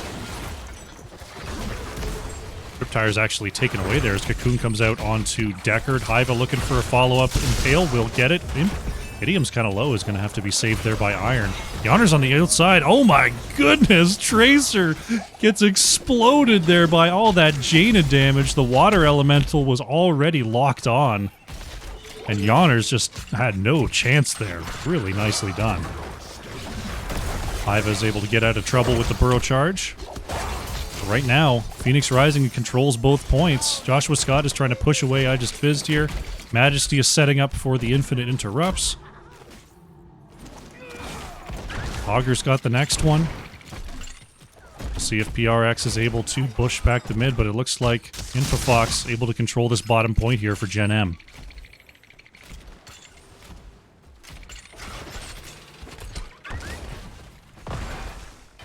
You see Gen.M going for their top lane bruisers. Or Junkrat taking a couple hits, but that's okay. Phoenix Rising Xanthite once again threatening a dragon. Chen able to control this top side versus Hogger. The 13s are in for Gen.M as Infofox looks to move down the bottom lane here. This bomb's for you. And no dragon will be claimed by Phoenix Rising. Idioms and Iron just going ahead and picking this up. We see the same Jaina. No, not the same. We got the Frost Armor this time for Jaina. Not going for the Arcane Intellect, instead going for a little bit of self-preservation versus these Tracer dives. But still with the Ice Fury Wand. Oh no, Automatic Z is caught there mid-jump, and there goes Hanzo. And that's where you see that the natural agility does not give you unstoppable. Storm, Earth, and Fire up in the top lane here. Yawner's trying to help out I Just Fizzed. Gen.M controls both points for now. Chen is going to move out of there just fine. Hiva going in there. I Just Fizzed is a little bit low. Going in is once again is Chen. There's the sticky bomb coming on out there, and the spell shield doing some work. There's Cocoon coming out onto Tracer. As Hogger gets out of trouble. Let's see if Tracer can do the same. Idiom's in the area. Big Blizzard comes on down. Extra stuns. Polymorph, and Tracer is gone once again here. PRX picking it up. Will deny another dragon.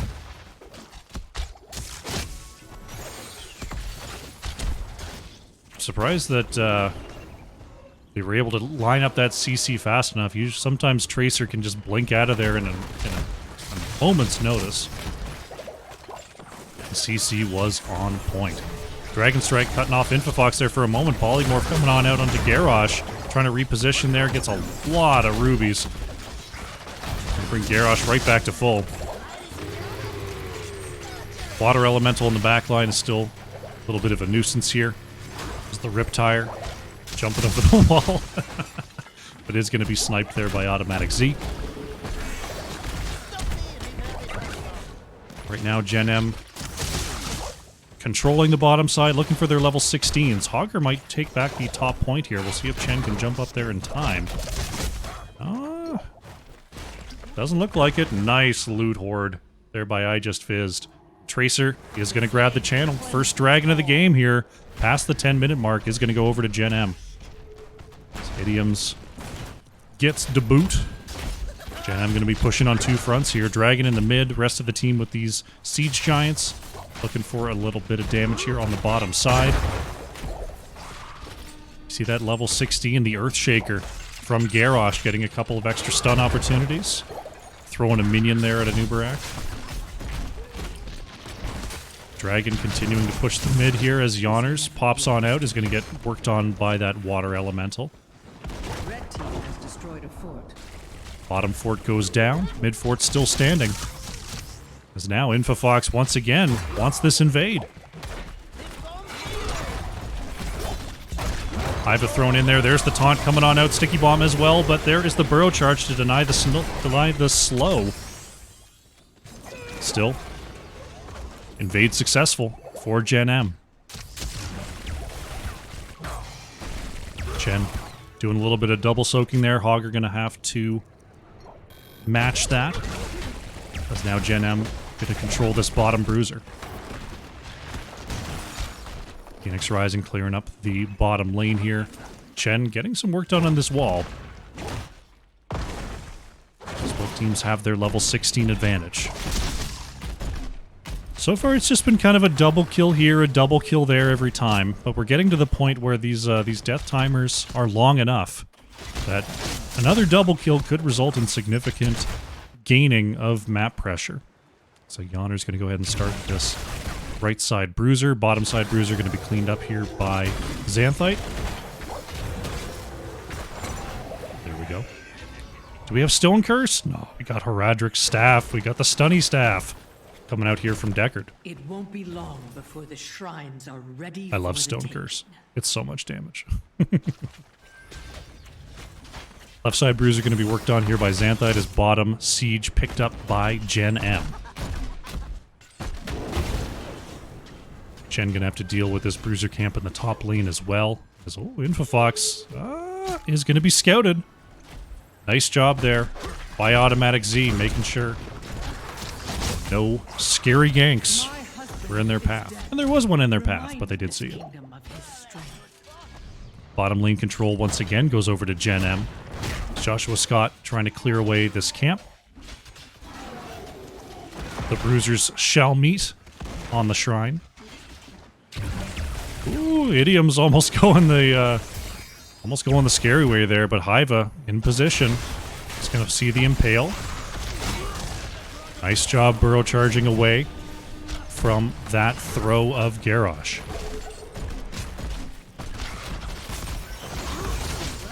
Big throw there. Polymorph comes out onto Infofox. Follow-up Impale stun. Iron in the back is being chased down there by Yawners, and Brightwing is going to fall. Big Riptire damage. Yawners getting away from the water elemental. Idioms is low, but gets behind the wall. Hiva could be in trouble, is cut off by the loot horde. Cocoon comes out onto Tracer. There's the throw from Infofox. Big sleep from Deckard. Couldn't quite find Idioms. Oh, the dynamite almost getting the kill there onto Jaina. This is that double kill. It's late enough in the game. 23 seconds on Brightwing, 40 seconds on Anubarak. Gen.M are going to take the opportunity to take down this wall. Grab the wall. Idioms able to get away from the advancing Garrosh.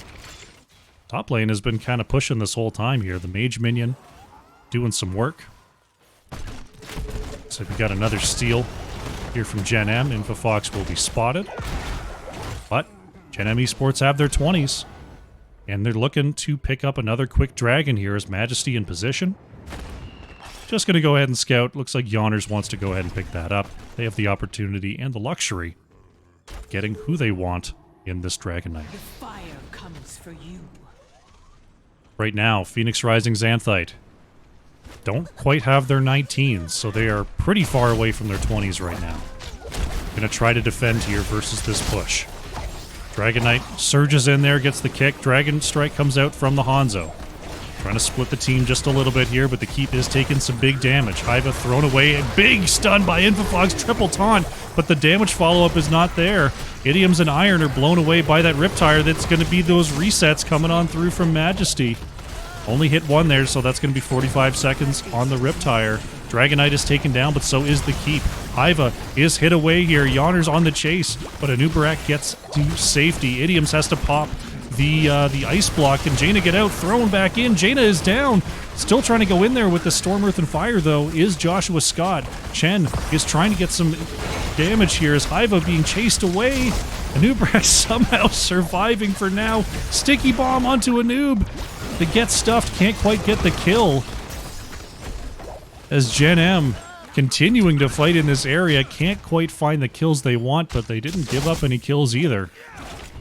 Really nicely fought there. Xanthite will not give up the game. They just give up a keep, and they look for an opportunity to get back into this. I keep seeing those into the phrase from Garrosh and going like, Sonya Leap? No, it's not Sonya Leap. Looks like Gen.M is trying to stack up these camps here. Left side camp is not up for a minute, but if they can get this bruiser camp to march alongside this siege camp, it does help out quite a bit. And they'll get some bruiser pressure in the top lane while all this is going on. They're going to hold off the damage on these minions, trying to get the stack here. See the bruiser camp up front, the siege camp in back. There's another minion wave on the way. Dragon Strike coming on out here, trying to split the pack. Yawner's able to get to a safe spot. There's the throw onto Hiva, unstoppable, able to get on out with the burrow charge. Water Elemental is going to be spent. 20 seconds on that Riptire reset from Junkrat. Bottom keep is going to go down here. PRX does have their 20s, though. They may have an opportunity. Polymorph comes out. Yawner's going in there. Joshua Scott goes in. There is the ice block from Idioms, who barely gets away. There's a big sleep, not going to land. Jaina is trying to get out of there. Will the Frost Armor be enough? The core actually stunning Hanzo there. Hanzo is down.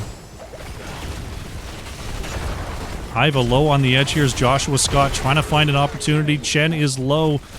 I just fizz on the chase here. Chen gets knocked up. Iron with the one blink heal. Is it going to be enough? No. Chen goes down. A double kill here for Gen.M, and they may be looking for the core. Iron is going to fall. Hiva is going to be next. And Idiom's the only one left to defend this core. We've got the catapult stacking up. There goes the core. And Gen.M are going to force a game number 5 here in this Nexus Division Grand Finals. GG.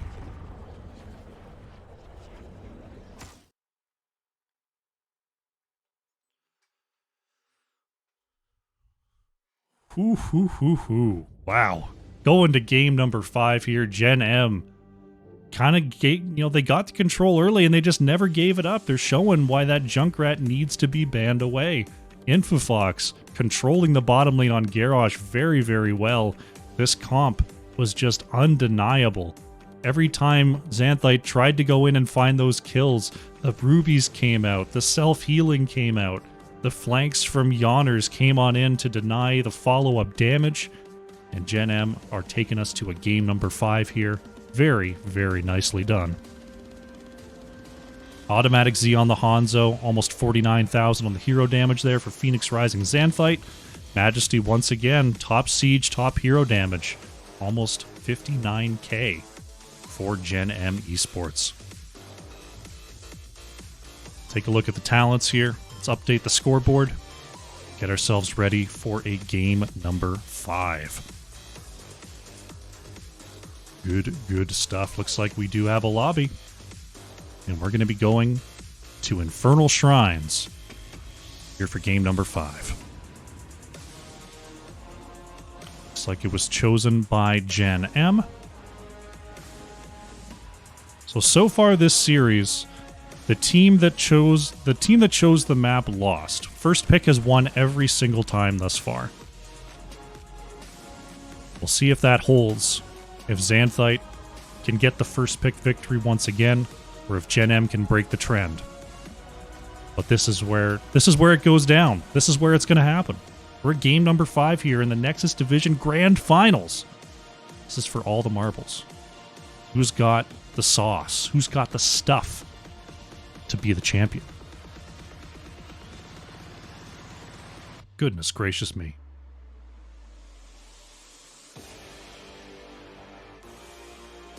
All right. Did I update the scoreboard? I did. Good. Goodness gracious. This is stressful stuff. Oh, there we go. Oh. Check that posture again. Oh, there we go.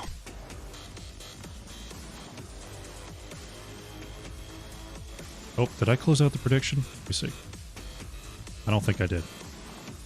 I did not. Complete prediction.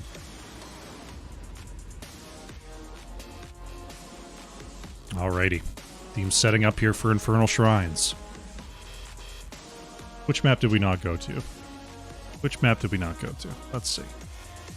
We didn't go to Tomb. Tomb is the one map left out here.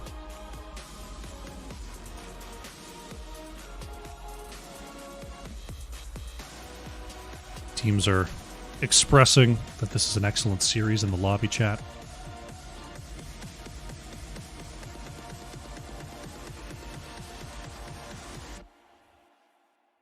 I'll let them know that I'm ready to go.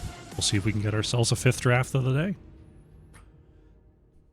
Points are starting to go up in these bets. I'm seeing it.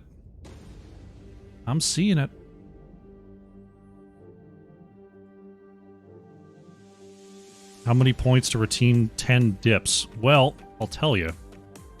Doing dips in a rolling chair is that's a YouTube idea. I'll put it that way. I've done it before. You can hurt your shoulders real bad when the chair slips away. Or you can just bruise your tailbone. There's lots of different ways that can go. But I might be able to set up something to do dips in here. That'd be interesting. It just has to be solid enough that it doesn't, like, fly away or crumble under my massive ogre weight. There's that Junkrat band coming on out from Phoenix Rising Xanthite. And Uther is taken away by Gen.M. Get set with that Game 5 prediction. Let's see what the bans are going to be. PRX, I imagine they'll leave the Stukov up. Do you just ban the Garrosh here? Well, they're going to ban Hogger. Okay. That's probably makes more sense for the map. Gen.M going to take away the Stukov. Alright, that's a lot of power picks down. Phoenix Rising Xanthite. They could go with a Brightwing first. They could take that Dahaka first. Nubarak is not, I wouldn't say, like, super first pickable. Strong tank, but I wouldn't pick a Nubarak first. See what the choice is going to be here for PRX. First pick Mephisto?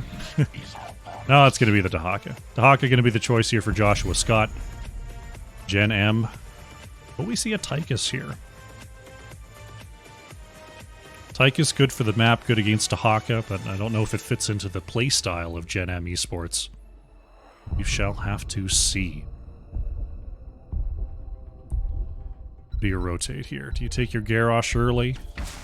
You do. Infofox going back to the Garrosh, and Patience will lock in the Brightwing.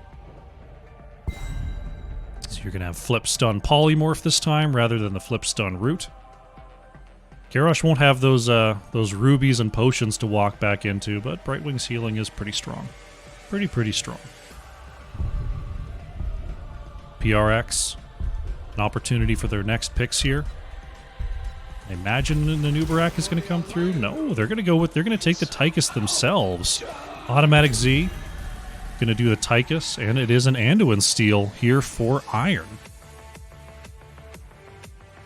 Okay. Gen.M Esports has played a couple rounds of Anduin so far this series, and being able to pull someone away who gets Garrosh thrown is important. Gen.M going to remove the Cho'Gall from play here. Phoenix Rising, they're looking at the Garrosh, they're looking at the Brightwing. You can do all sorts of fun stuff with that. I might ban Vala? in case they're trying to do some business with Zarya. They're going to take away the Tracer, though. Going to make Yoners play something different here.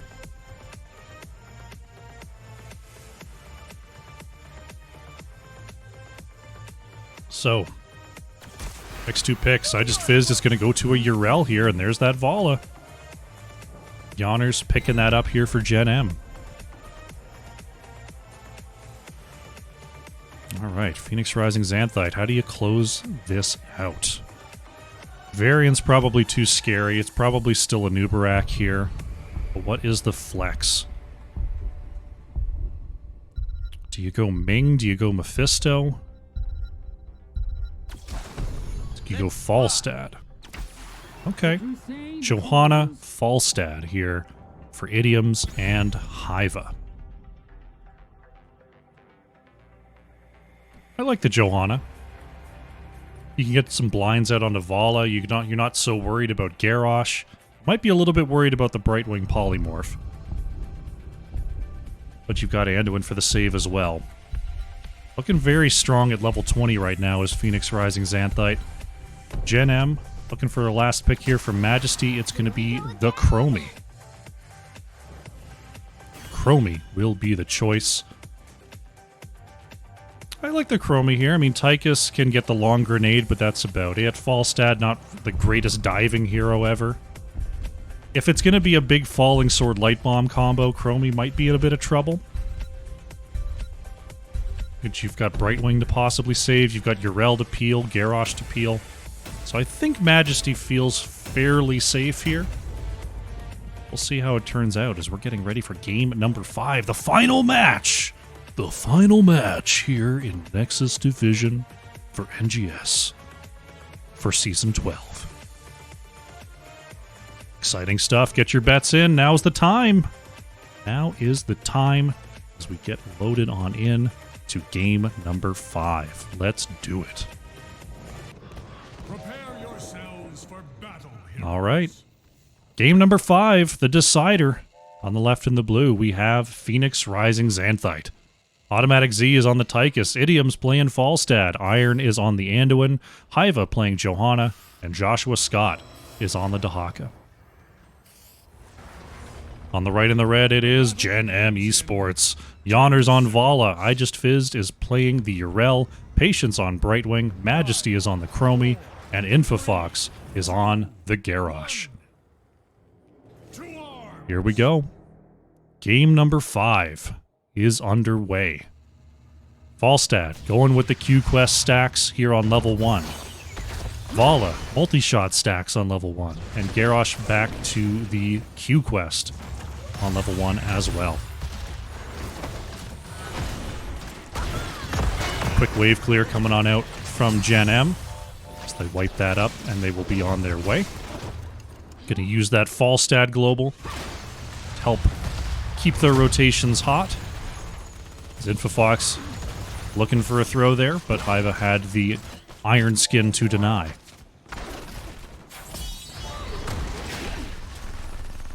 Falstad just going to stick around in the mid here. I think this is a good idea here from Phoenix Rising Xanthite. Like, you're into a Garrosh comp, wandering around between lanes too much. Probably not the greatest idea ever. Automatic Z. Actually going to start this up here as Hiva going to go and clear the wave. And we've got an instant camp invade here from Gen.M. Just looking to flex their muscle. That's what you can do. That's what you can do. Great game sense there. Infofox is looking to ride on through. Automatic Z. Oh, nice route. Oh, they can't get onto the point, though. The pull from Iron is in. Very nice job by Xanthite to peel everyone out of there. They used all the tools they had. They got the job done. Falstad can go ahead and clear away that mid. Camp cleaned up by Xanthite on the left-hand side. This bottom side camp is worked on by Gen.M Esports. See what the right side camp looks like. Yonner's going to go ahead and start that up. I imagine Xanthite is not too interested in an invasion here, as I Just Fizzed able to jump over the wall. 2 for 1 on the camps there, but both mid camps. going over to Gen.M. That is the Johanna Garrosh matchup. As Garrosh probably would rather not throw Johanna away into the back of the team. So Johanna just goes up and hugs Garrosh most of the game. It's pretty good. It's pretty good. Checking on our top lane matchup. Yrel and Dahaka just doing their thing. Neither one with a tremendous amount of early game damage. So both stay pretty high on resources.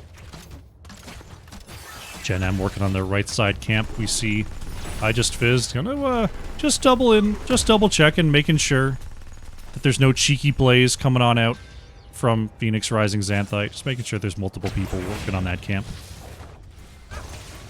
But Yonders is going to go ahead and start this. It is going to be an Arcane Punisher. Right? Yeah.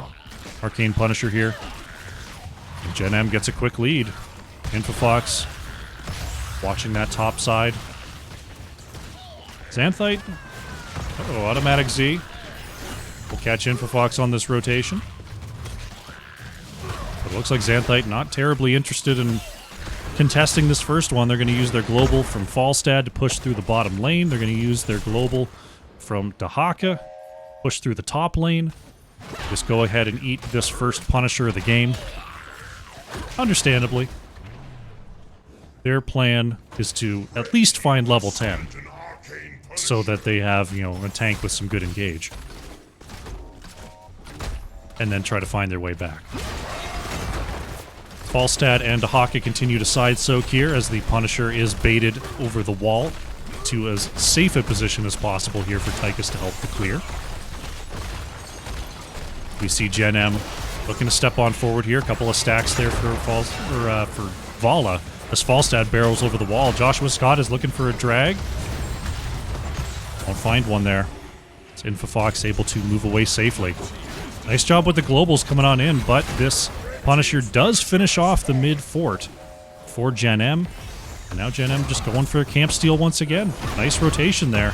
Oh wow, Yrel going straight over the wall as the camp is stolen on the left-hand side. Looks like Yonner's going to go ahead and start the bottom camp as well. Chromie does spot majority of Xanthite here. Top lane, both globals are actually pushing in this top wall here for Xanthite. Trying to keep ahead on this path to level 10. Take a look at the experience. We see the mercenaries are given a decent lead there for Gen.M Esports, but the minion soak, they're not too far behind on that, so they've been doing a good job of making sure to grab as much XP as possible from these lanes. Bottom lane pressure continuing here as Infofox will ward away on that front line, allowing Vala to step up a little bit. Falstad trying to get in the way of the mid to get that clear. Indomitable comes on out here. Joshua Scott is going to find the dragon. That may be it. Infofox surviving for now. There is the blood craze, or the bloodthirst. Automatic Z in a little bit of trouble here. Has to boost away. Big saves coming on out as Hiva, manages to barely get out. Ardent Defender is popped by Yrel.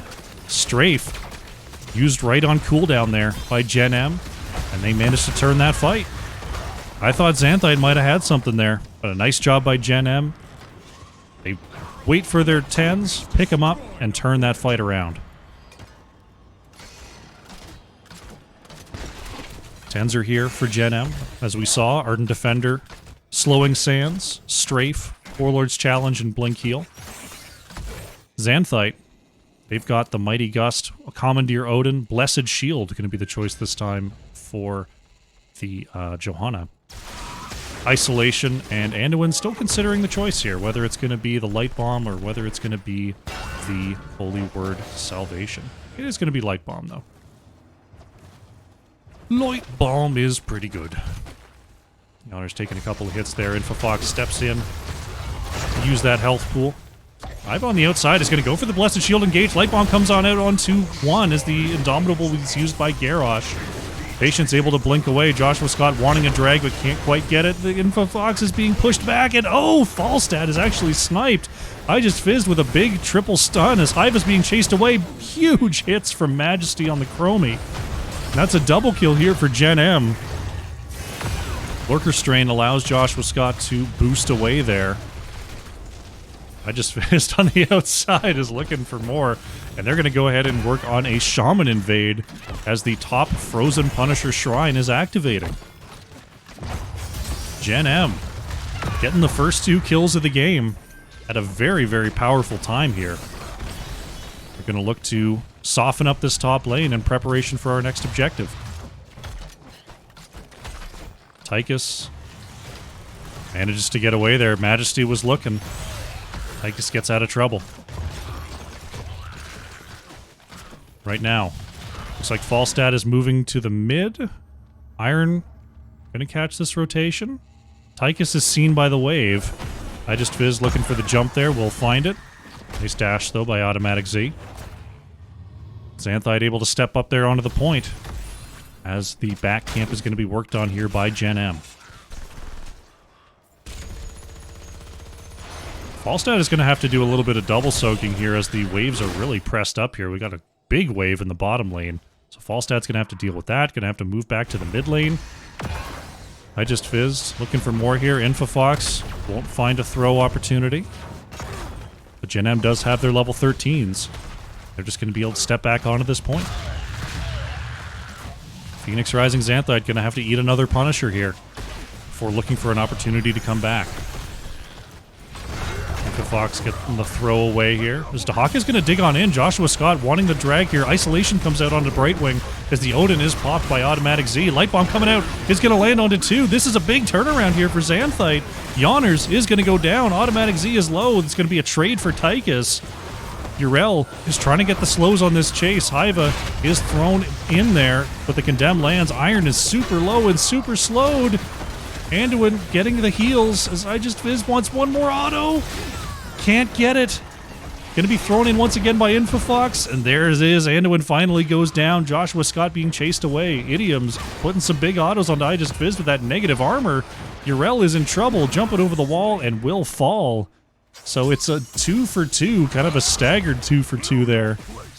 As Tychus and Vala are now on the way back, but Gen.M Esports significantly ahead on the race for this Punisher. There it is.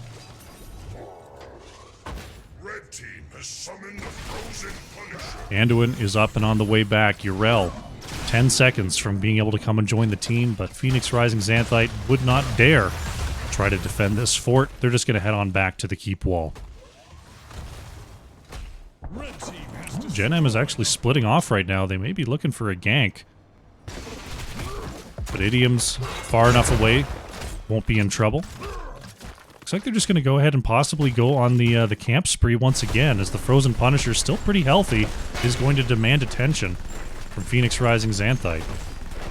Yeah, look at that. Gen.M is just... They're just going to go for all the camps right now. Xanthite able to clear this away. See one last jump as it goes down. One camp taken. Bottom camp going to be started here. Right camp being taken. It's going to be a trifecta.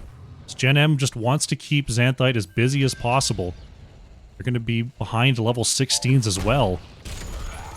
This is the kind of map, though, for a level 20 team fight, you can absolutely just turn this map right around. So don't count Phoenix Rising Xanthite out just yet.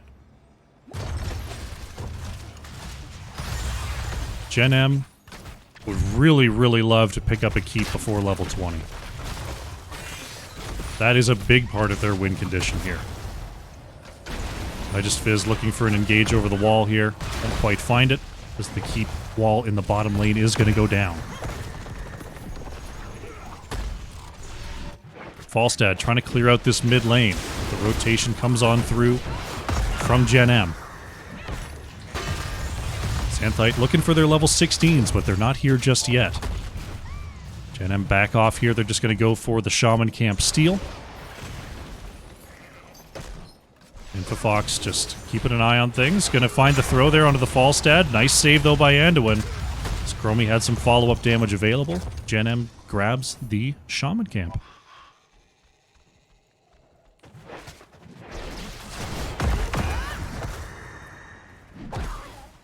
'16s are here for Phoenix Rising Xanthite.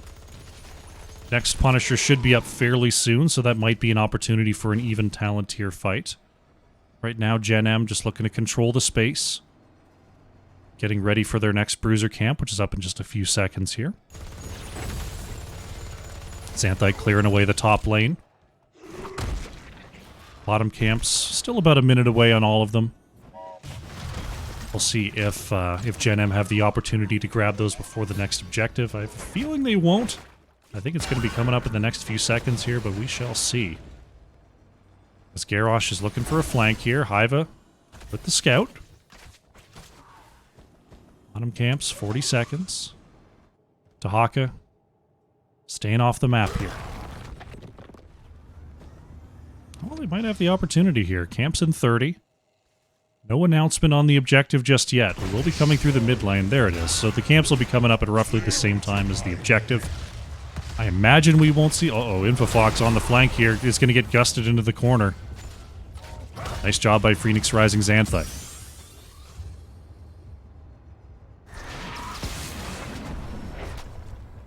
PRX, this is... They're either going to have to find something on this next objective fight, because they'll be pre-20, or they're going to have to put up a very, very strong defense here.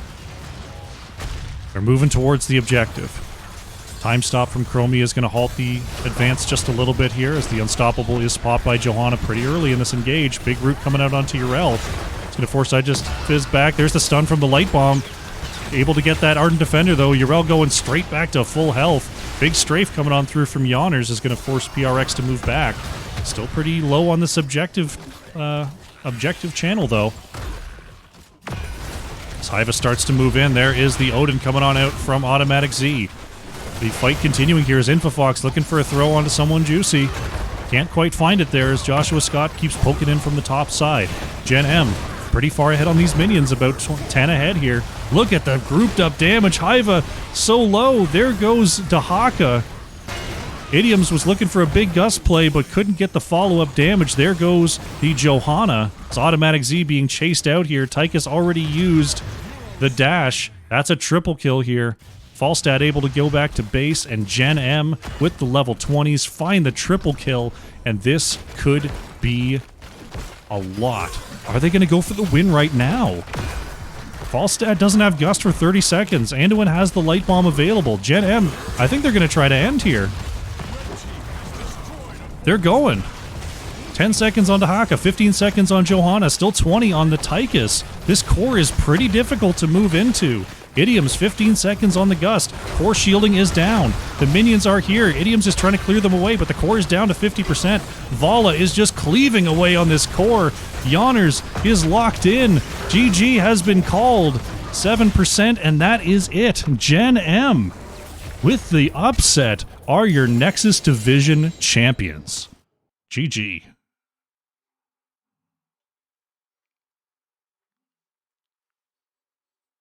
Gen.M breaks the first pick streak and gets the 3-2 series victory. They are your Nexus Division champions. Very, very well done. Wow. Nice work by Gen.M, getting just enough kills on that turnaround. Xanthite knew they had to make a big play there. They had to move up and find an opportunity to get into this game, but Gen.M slams the door shut and goes for the core. Congratulations. Very, very well done. Idioms on the Falstad. Top Siege and Hero there. 26k coming on out for PRX.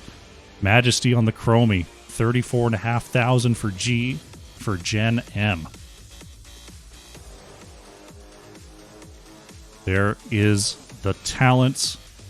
Go ahead and update the scoreboard, and we'll see if we can get ourselves an interview with our winning roster.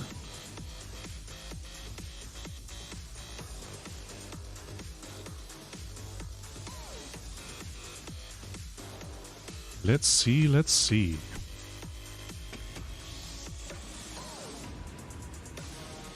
Let's head on over there. All right, looks like they're waiting for me. Hello, hello. Congratulations. You're the Nexus Division champions. Thank you. Really cool series there. Really back and forth all the way through. going to game number 5 there. Wow, I mean, let's go through these maps here. Starting on Braxis Holdout, coming in with a very strange comp from Phoenix Rising Xanthite. Was there any scouting that could possibly prepare you for something like that? Any previous games that they've run this sort of 2-3? That's actually only the second time they played Braxis this year, and they did not run Really? that comp Wow. last time, so there was not a way to scout that. Oh, interesting. Yeah, that was a strategy I've not seen employed before. It seemed like you had a good comp for scaling into the later game, though, between the Cassia and the Mephisto. Do you feel like if you'd been able to defend that last core there in game number 1, you were going to be able to scale back? Or did it just feel like the wave was never going to end? Patience. Yep, we'll take it. I was a little distracted. Sweaty games. All good, all good. Yeah, that was a cool comp there from PRX there in game number 1. But moving into Towers of Doom, you're able to strike back there. Yeah, going up against a Nova comp with the Tracer. What was that matchup like for Yawners? Like, it's kind of it's not one that I've really seen before. Is there any sort of back and forth there for trying to control the rotations to the mid? Yeah, so Yawners actually got to practice that exact matchup yesterday. He played into Porky's Nova in a Storm League game. But Yawners does not mind playing into Stealthies as Tracer because he's played Tracer so much that he's able to just land the bomb onto Stealthies, and that's his way of de-stealthing them. Okay. So he doesn't mind them at all because no Stealthies aren't practiced against a Tracer that does that consistently like he does.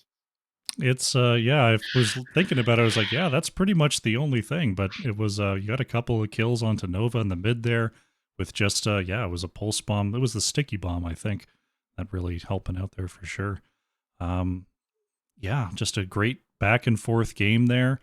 I'm trying to think of how that one ended. You got the big kills there in the bottom lane. You were able to just get the big fight there. It was the double, yeah, it was the double channel on the top side there. At that point, did you feel like, yeah, the game's ours, or were you a little bit stressed on that that double top altar? I mean, there's definitely some stress, but I mean, we were felt pretty comfortable, and then Yawners hits the level 20 Tracer bomb and knocks Nova next to Brightwing in a position that Leoric was ready to entomb with Silence and Tomb and just immediately get it. And that just kind of worked out. You know, I got to watch that fight while I was dead, so I found it pretty relaxing. Yeah, it's sometimes it's interesting there just to be the spectator in that moment. But really nice control there, like you said, just getting the pick onto Nova early really turned that one. You're able to go big there on towers. Battlefield of Eternity, not one that I've actually got to see an awful lot in the playoffs, but sort of an interesting little bit of global control with the Dahaka. In that sort of situation there, it seemed like the Jaina race was kind of a key to PRX's objective power. Did you have any difficulty, or did you have difficulty getting past that front line to try to shut down that Jaina damage, or do you feel like that wasn't the key to PRX's success there? I mean, it definitely mattered, but I would say the key is we just kind of end up in a situation we had a gray main and no way to protect the gray main, and he was effectively our only melee damage because Johanna was falling swords and she was trying to go up in the air. Dahaka, do we have Dahaka? I don't remember. Our offlaner was there playing something. The game's all blurred together already. Yeah, it's tough to talk about 5 series worth of games. You forget those drafts every once in a while. Yeah. Oh man, but yeah. Then so you've in that situation, you've got to come back and win 2 games in a row now. You managed to find that first pick on Dragonshire, and so the main thing that we were noticing in the chat was first pick won all 4 of the first games. Do you feel like in these drafts you were able to, like, was that a coincidence, or was that like just the art of drafting on both sides? First pick was kind of the key there in those first 4 games. So I think we came into map 1 because I actually was doing the drafting in this series. We knew Uther was going to become important in this series, but we weren't sure how quickly he would become the staple meta hero for this specific series. So we took the risk of not taking first pick because we did win the coin toss, and taking map pick and seeing if, because in a lot of the mock drafts, it was in the early part of the series, Uther went to whoever had second pick.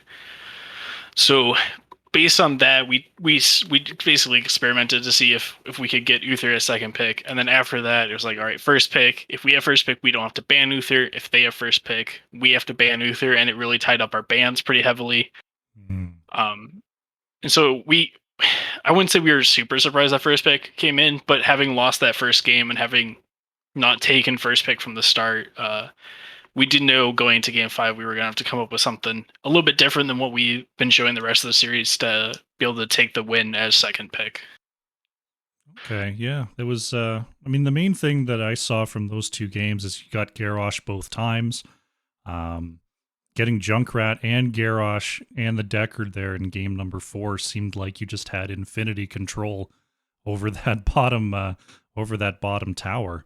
Was there any worry about the Chen coming in there versus the Hogger? Was that a worry at all, or did you feel like you just had the control with the main group to surge through there on Dragonshire? Dragonshire, if Yanners gets Tracer, we know they whole soak mid and he'll gang top a bunch. So we weren't overly concerned. We also just trust Fizz to kind of win the matchup. So he took Hogger because he was comfortable on it. It's hard to gank Hogger. I was excited that he took Chen, and I was even more excited when I saw Storm, Earth, and Fire, because that meant my level 20 had free resets if I just hit the Chen pals. Ah, okay. Yeah, we saw a lot of those Junkrat resets there in game number 4 doing big work there. Great push to victory, just sort of slow pushing the bottom lane with those camps, finding the opportunities around what tends to be sort of a fairly cramped core area there on Dragonshire. So yeah, it was really nice with the control from that team. But moving into game number 5, you've got the second pick. You managed to grab the Brightwing and the Garrosh. You've got the Vala later on. Do you feel like that map ends up any differently if PRX gets to level 20 with, like, you know, the Falstad Wind Tunnel and the Heaven's Fury from the Johanna? You had the control there, but how urgent was the core call in that situation? I don't think we actually discussed their level 20s at all game or in draft. I think we were just kind of focused on play level 1, play level 2, play level 3, and just take it step by step. I think the only thing we were talking about preemptively was my level 8 as Chromie about, well, if they go Blessed, they have no way of stopping the rewind. And then we're like, well, they kind of have a way of stopping rewind. And then it was going back and forth. And the decision was to hold my 8, but take slowing sands no matter what. And then as soon as we hit level 8, I was able to come down towards them, and they were pushed up in mid lane, and I thought I was going to be able to put one behind them, and then we'd be able to turn around and they couldn't retreat. So I snap picked it anyways, and then I didn't get that off. And then it's like, guys, I didn't hold, but it doesn't really matter because this is the ult we were going no matter what. But yeah, I think we weren't really thinking about the 20. Okay. I think it going Blessed Shield, I think, kind of made that drop off. Or them going Blessed Shield made the 20. They didn't take the right. Not as prevalent in our minds. Makes sense. Yeah, because I'm so used to seeing Falling Sword now, but it was the Blessed Shield that game.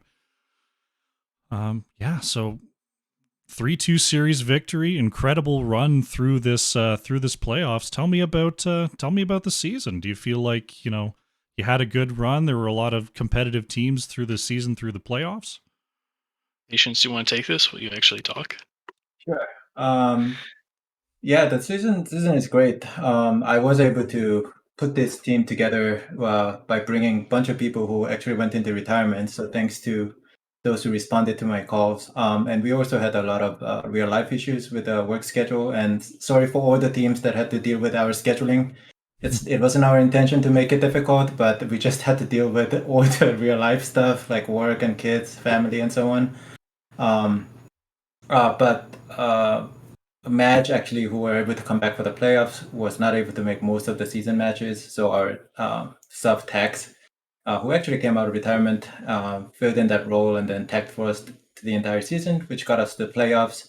Madge was able to come back for the playoffs and then filled in the role of drafting and flex role. And then I think that's how we got where we are right now. And I'm very grateful to everybody who put in their time and effort and play to their best and then not get tilted, stay positive, and then we got the championship. That's awesome. That's a cool story to hear. So with the sort of the bringing everyone out of retirement, do you feel like this was sort of a swan song for the group, or do you feel like you might be able to coax them back for season 13? Actually, I brought them back because I've never been on a team for multiple seasons in a row, and I felt having a team that can play seasons, multiple seasons, would actually strengthen the team. So that's how I was able to bring all these guys back. Oh, okay. But it looks like actually the one who brought these guys back will be the one retiring. So I'm not really sure if these guys will stick together for another season, but I think they play well together. They enjoy playing well together, so I do hope they do. But if they want to go separate ways and do their own things, I'll be happy for them regardless. Fantastic. In case it wasn't obvious there, this is Patience's last season for potentially ever, but at least a year. Okay, all right. Well, sometimes it's good to just, move in and out, like, times change, things, become higher and lower priority in life, but hopefully it seems like NGS is a pretty stable thing. So if you're able to take a break, maybe come back in the future, it'd be awesome to see you. I definitely won't be playing actively, but I'm definitely going to follow all my friends who have their teams in NGS. I'm going to be cheering for them on the side. So fantastic. Well, once again, congratulations on your championship run. 3-2 victory over Phoenix Rising Xanthite tonight. The floor is yours. Any final shout outs you'd like to make before we close out? Why don't you go first, Patience, then I'll follow up. Definitely to my team. Again, I mentioned that thank you for responding to my calls, playing throughout the season, and finally getting where we are right now. So huge shout out to my team. Of course, huge shout out to Xanthite for giving us very sweaty games for the worthy of a Nexus Div finals. So really enjoyed playing against them. And thank you, Crush, for that casting our matches, even for a semifinal too, right? So thank you for doing that. And of course, NGS for putting all this together, and our friends on Hot and Discord for coming out to watch us and cheering for us. And my special thanks to my wife, who's actually enabling me to do this. It's an important one. It's an important one. Yeah, exactly. So huge shout out to her. All right. Shout out to Patience and the rest of the team, of course. Shout out to you, Crush and NGS.